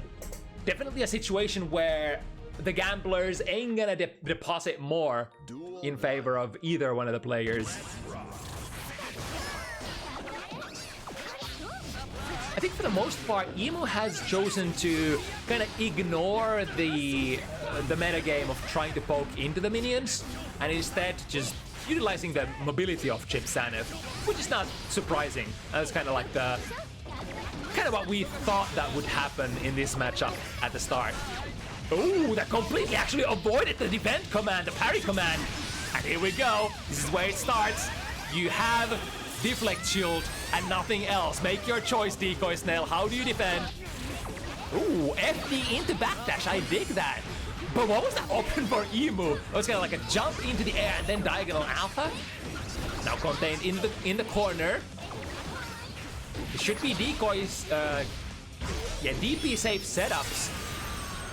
As far as we've been talking about stuff, Decoy has some really interesting looking setups against those 9-framers that are sometimes a little tricky to pull off, but if you do, then the reward is of course immense. Casual 5P anti-air into the minion, playing ping pong with the friends. Oh, and there's the 2D counter hit. Driving in, ready to cash out. This will be big. Or I mean, actually not, because this is kind of prorated and Chip has pretty decent guts. Deflect shield and then the 5 heavy. That was I think that was a straight up counter play against the deflect shield. You go in, close slash, canceling the 5 heavy. It moves you forward mighty amount. If the opponent tries to go into deflect shield and tries to whiff punish you, they're gonna get frame trapped. And from that frame trap, Decoy Snail never let Ehmu out of the corner. I think it's pretty a good idea to expect, or rather, if you have a Jacko player, you should probably be pretty good at boxing your opponent in the corner. If you aren't, then there's probably something wrong with your gameplay.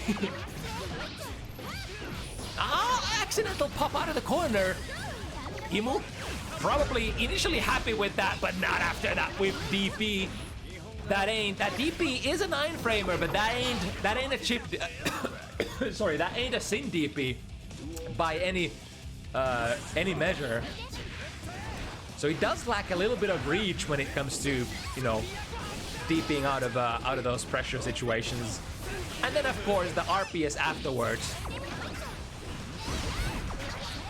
Again, the minions holding down the fort. The deflect shield has been used so actively by Ehmu in order to not get put in those minion sandwich situations. What is this, hello?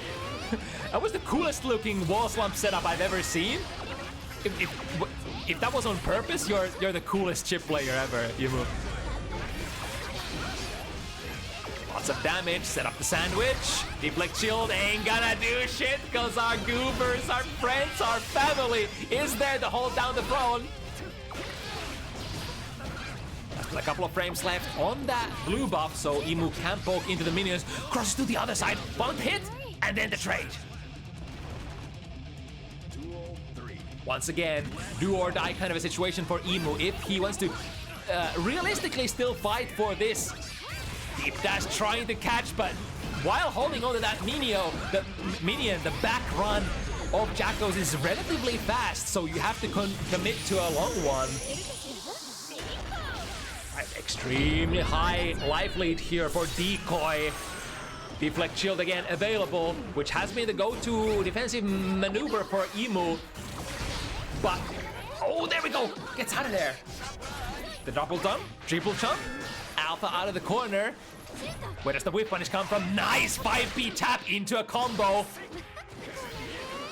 Doesn't manage to cash it out properly though. Straight into the minion parry command.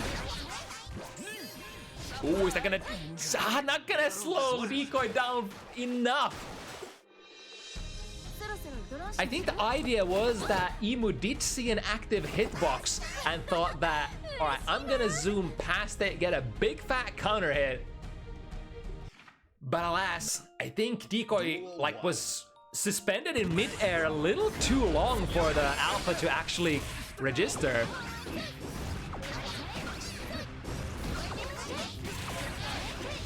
Here we go, into the combo, throw the minions, throw everything at them. I think that was a conscious choice of aborting the combo before you have to take the wall break. To get a little bit of extra oomph out of that. Oh, I've seen this before. Blue RC into the mix-up. Basically makes it unable for Ehmu to DP out of that setup, if I'm not mistaken. That's a wrap. That's not only a wrap for the round, it's also the first set point position. Decoy has been strong, as per usual. Nothing strange there.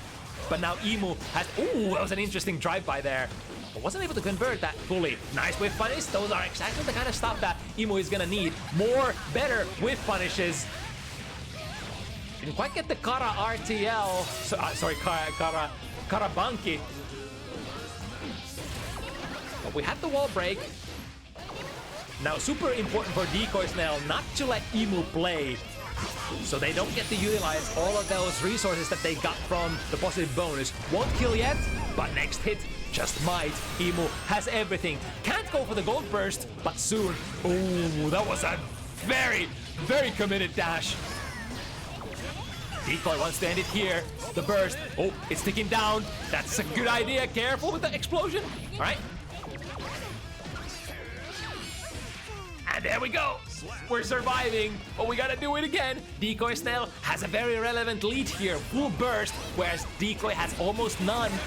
First block was IB. Next hit lands as a 2D. That rhymes. Oh, yeah. Uh-oh. Oh, no. I think Decoy probably picked that up on accident. So now, Ehmu able to push into the corner. Counter hit too heavy. We cashing out. Bam, bam. Thank you, ma'am. This is my victory condition, but Ehmu also has every resource that they could ever want here. What are we defending with? The cross up, burst them into the corner, land a hit. Oh, there's the YRC. Get out. 6P goes into the right direction. Good choice by Ehmu. Ehmu's anti-airs have been scarce and fine between, but they've been working out pretty well. However, Ehmu is still alive. 4-6. It's looking kinda dangerous, but kinda doable at the same time. But the consistency of Decoy Snell is so dangerous.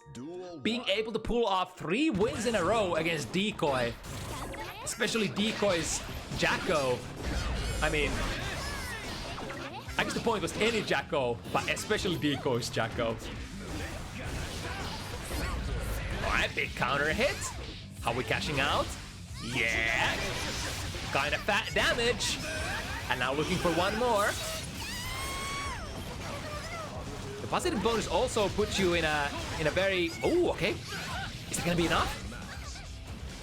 It's gotta be enough. Exactly what the point I was making next. The positive bonus puts you in a plus 10% damage bonus as well, which was a relevant factor there why Ehmu's throw RC combo was able to deal enough. Very nice presence of mind there for Ehmu.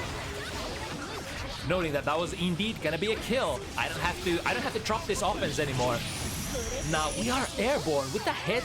No, actually climbing on the wall. Spider-Man goes and baits the Elysian driver. Right, to S. Good block there on Ehmu, recognizing the anti-air prospect. And Mr. Zanev having very decent amount of corner carry. Will carry to the corner. Nice stands up on the 6K. Drill. Oh my god, 5B! Are you fucking kidding me? That is often a fool's errand trying to press buttons against the jump 2K unless you have the most impeccable timing on planet Earth. And Decoy Snell finding the right button, the right timing to press there. Trade in in Ehmu's favor.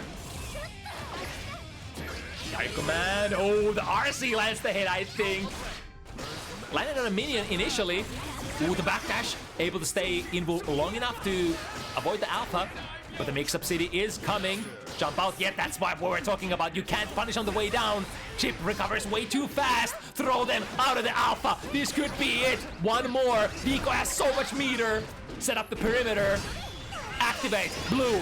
Now those minions ain't gonna die, and you're gonna recover guaranteed meter. And the throw is enough. Decoy Snail. Despite the best efforts of Ehmu bringing it closer, but Decoy still held on with the lead from start to finish.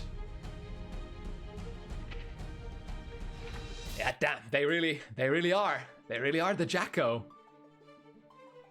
We don't have many, but that's a Jacko. That's a Jacko. Whew. Okay then. Now, because it's Evo weekend and everything, let's try to wrap it up pretty quick. Those are our 6 matchups of the evening. Let me check if we have any Guilty Gear action going on at the moment. Probably not, methinks, because many players would be watching Evo at the moment. I mean, the Strive Evo is gonna start, or Strive Top 6 is gonna start at... It's gonna start in 2 hours, I think? Something like that? Yeah, I don't see a whole lot of...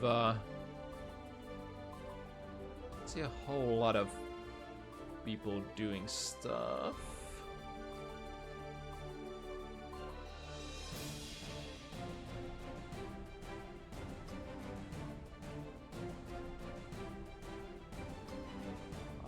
Juxta is online. I mean, a lot of people are just watching Evo anyway, so I'm just gonna cut it here. Go watch Evo. Go watch some fighting games. It's that time of the year. It's the World Fighting Game Championships, whatever you want to name it. Thank you for watching. If you want to sign up for this fun next week, join my Discord. The sign-up forms are going to be posted there in a second. Otherwise, let's cut the crap. Let's go watch some fighting games, and I'll see you next Sunday. Bye-bye.